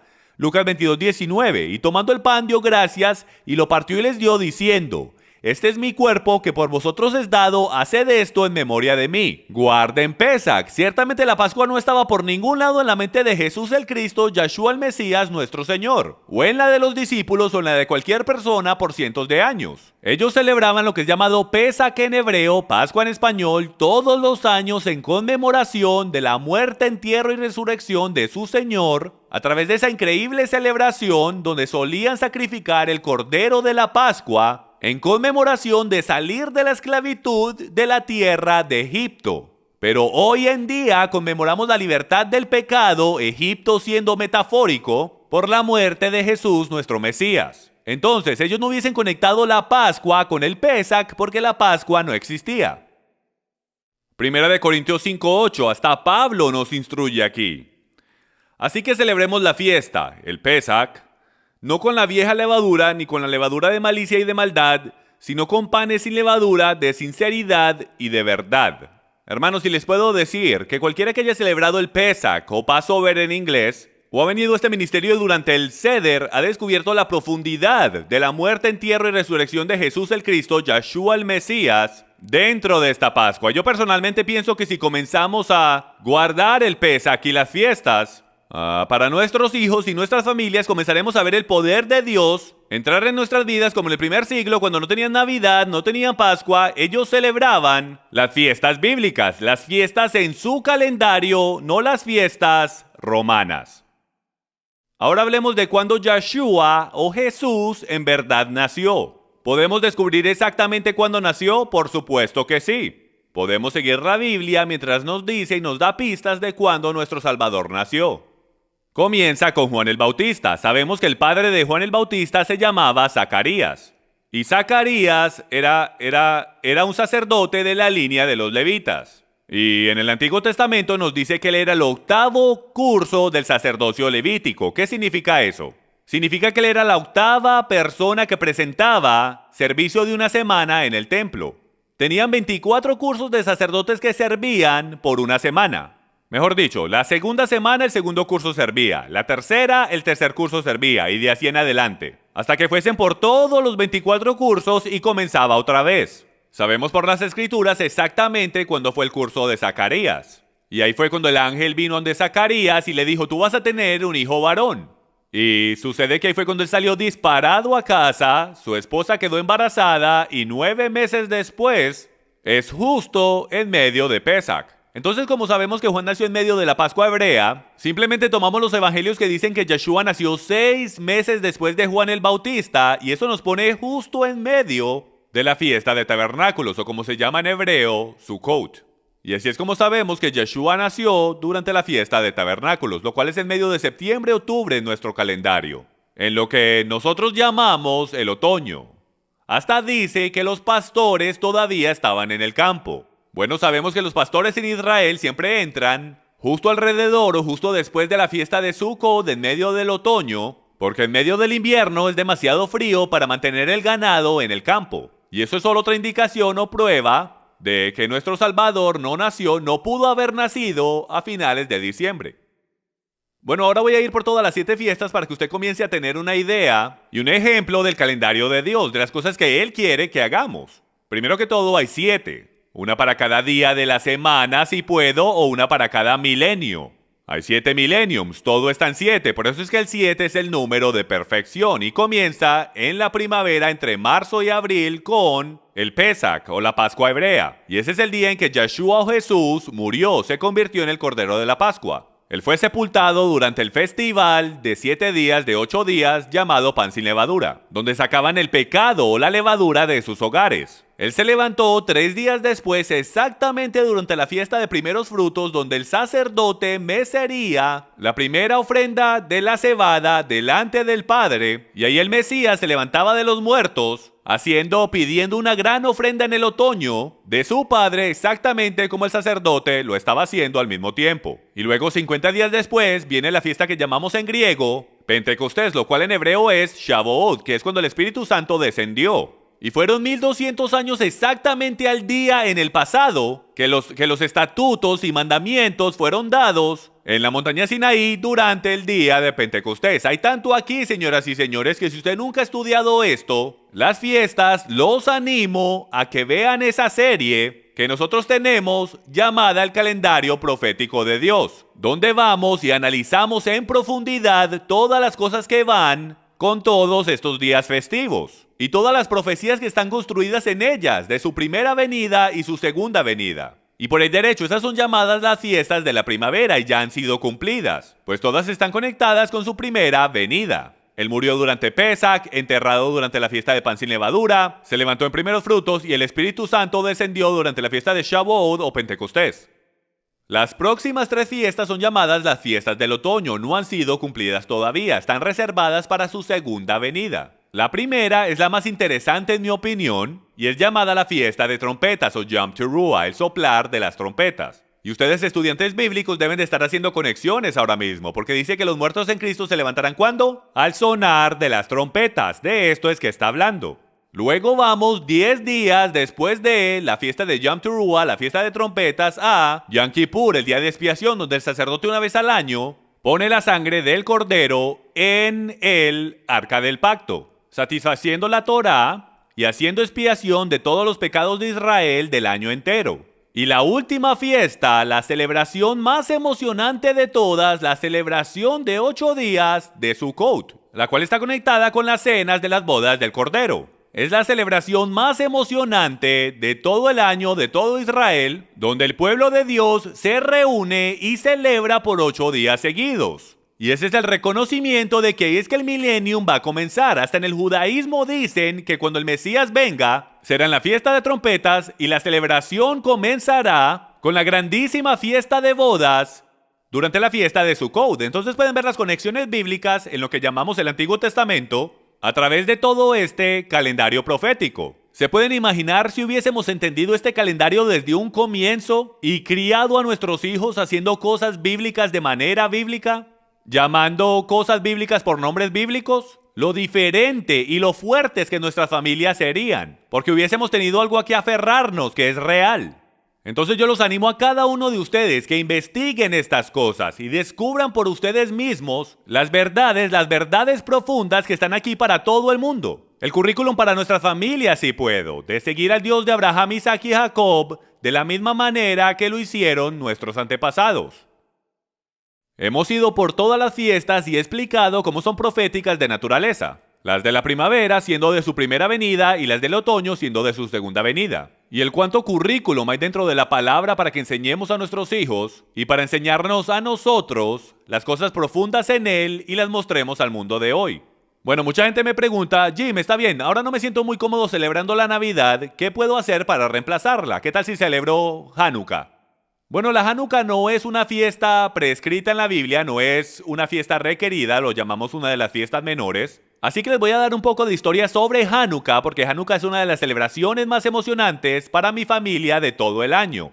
Mis niñas anhelan la llegada de la Hanukkah todos los años. Entonces déjenme, les doy un resumen de 50 segundos de dónde vino la Hanukkah. Porque la mayoría de ustedes no están familiarizados con esta celebración porque es una celebración judía desde nuestra perspectiva. Bueno, si regresas en el tiempo, como 170 años antes de que Jesús apareciera en la escena, como el 168 AC, como 100 años después de que Alejandro Magno había conquistado la mayoría del mundo conocido, otro rey tomó poder.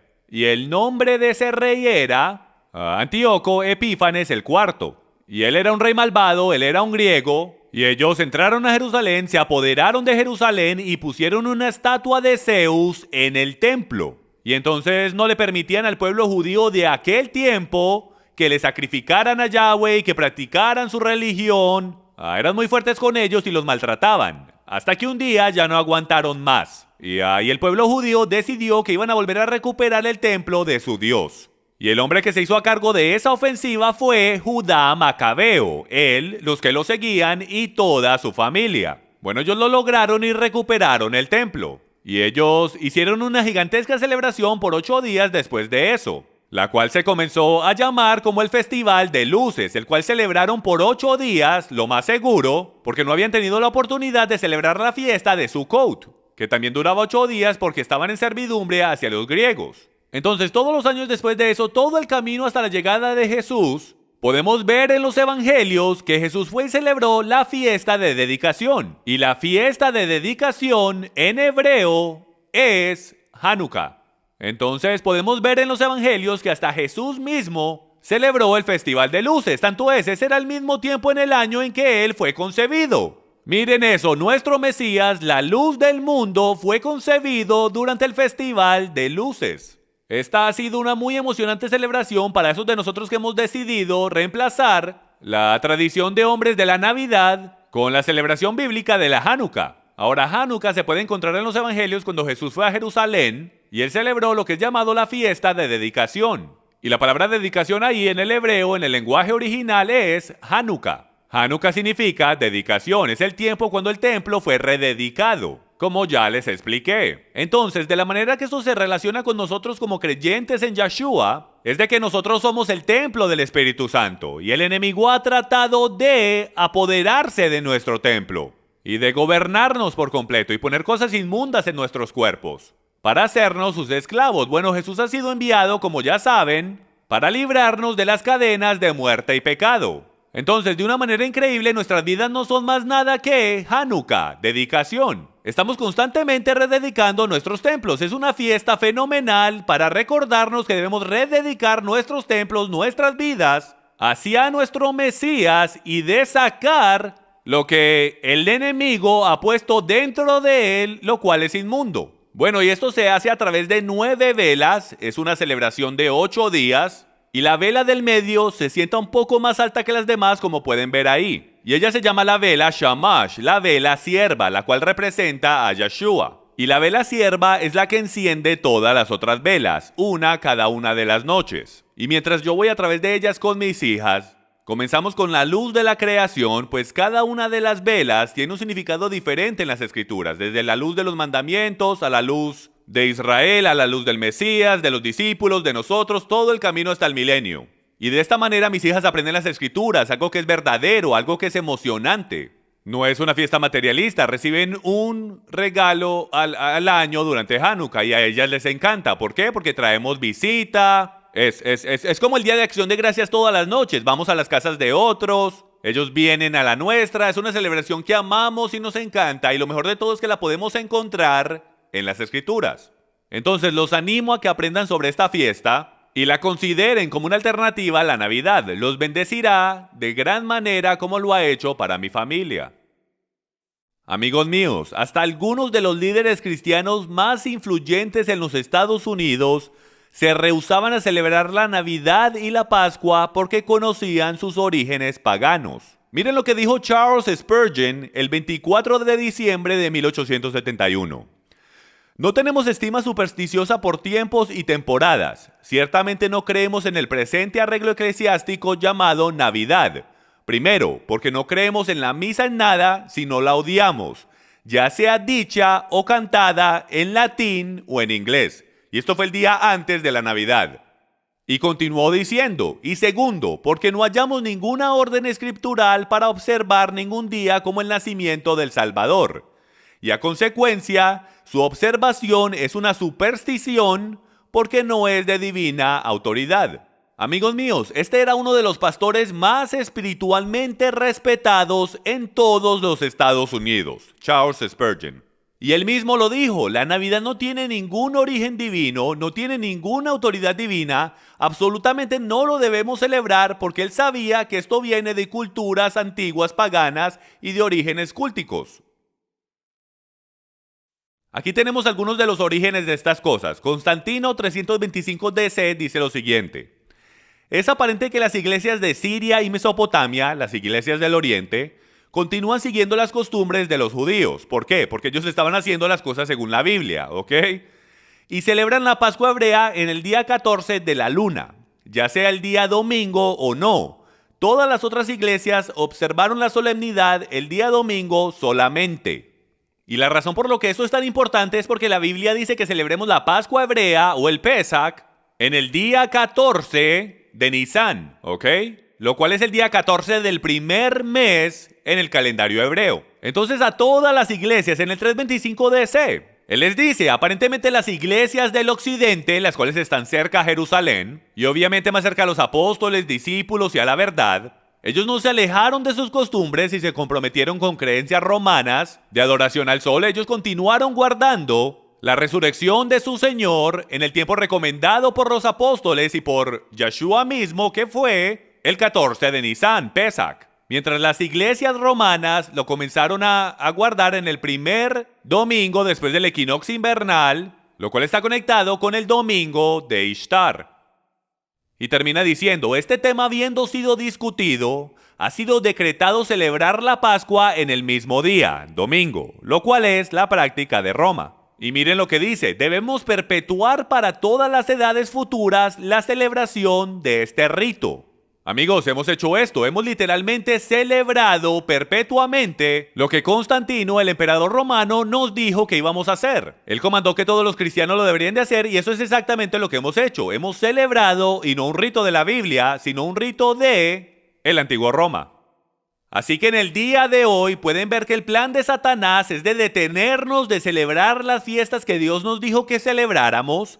Él tomó estas verdades y las mezcló con idolatría pagana y ¡puf! Una nueva ley escrita y una nueva tradición. Y mientras nos acercamos a terminar y a concluir esta enseñanza, les quiero mostrar esta cita por Mark Twain que dice: la Biblia del cristiano es una farmacia. El contenido permanece el mismo, pero la práctica médica cambia. Desafortunadamente, nuestros cambios han traído desafortunados cambios en nuestra sociedad. Es una lástima que más del 70% de adolescentes que claman ser cristianos antes de entrar a la universidad, para el final de su primer año en la universidad, terminan negando la cristiandad y se vuelven ateos o se vuelven agnósticos. No debería ser así. El Dios de la Biblia, lo que Él escribió es verdad y siempre verdad, y trabaja. Si hacemos cosas bíblicas de manera bíblica, tendremos increíbles resultados, porque el árbol de vida está dentro de nosotros. Nos cambia de adentro a afuera y pone raíces bien profundas en su palabra.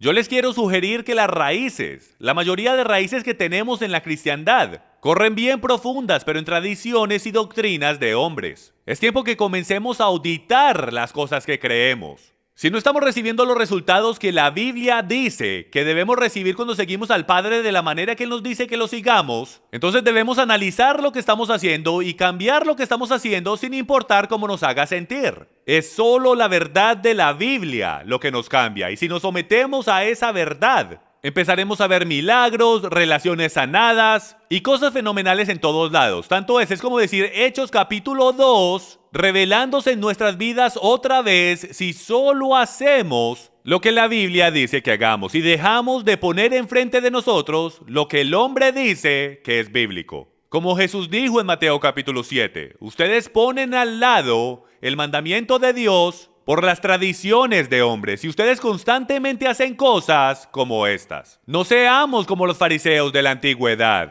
que ponen al lado los mandamientos de Dios para hacer lo que queremos hacer y sentirnos bien de adorarlo a Él de la manera que queremos. Y terminaremos con esta cita que tuvimos al principio del programa por John F. Kennedy. Me pareció que era tan cierta que decidí terminar con la misma cita que comenzamos, y dice esto: el gran enemigo de la verdad frecuentemente no es la mentira, deliberada, inventada y deshonesta, sino el mito, persistente, persuasivo y no realista. Son las no realistas y persistentes mentiras y fabricaciones de antiguas leyendas babilónicas, de paganismo y adoración a dioses del sol que se ha infiltrado en la cristiandad y se ha robado nuestra herencia, se ha robado el poder del nacimiento de nuestro Señor, se ha robado el poder de su muerte, entierro y resurrección, que puede ser encontrado en las fiestas de Pesach, pan sin levadura, primeros frutos y Pentecostés. Nuestros hijos ni siquiera conocen las fiestas de la Biblia porque los hemos alimentado tradiciones de hombres. ¿Por qué nos sorprendemos cuando se alejan de Dios sabiendo que no hay raíz sembrada en ellos? Tenemos que volver a la Biblia, señoras y señores, a las cosas que están detalladas en las Escrituras. Debemos sacar de nuestros hogares los ídolos desde su perspectiva. Porque solo hay dos perspectivas en todo el universo, la perspectiva nuestra y la de Él. Desde nuestra perspectiva es bien parecido al becerro de oro. Hace 3000 años, cuando los mandamientos fueron entregados, ellos crearon un becerro de oro porque perdieron a su mediador entre Dios y los hombres. Entonces crearon este becerro y empezaron a adorar a Yahweh a través de él. Lo dice directo en las Escrituras. Aarón dice, mañana habrá celebración para Yahweh. Ellos, desde su perspectiva, pensaban que adoraban a Dios, solo estaban reemplazando a Moisés. Pero la verdad es que desde la perspectiva de Yahweh, él dice, Moisés, tienes que ir allá abajo porque esta gente está sirviendo a otro Dios. Si ven, hay dos perspectivas. Y nosotros podremos pensar muy sincero en nuestro corazón de que estamos sirviendo al Dios de Abraham, Isaac y Jacob.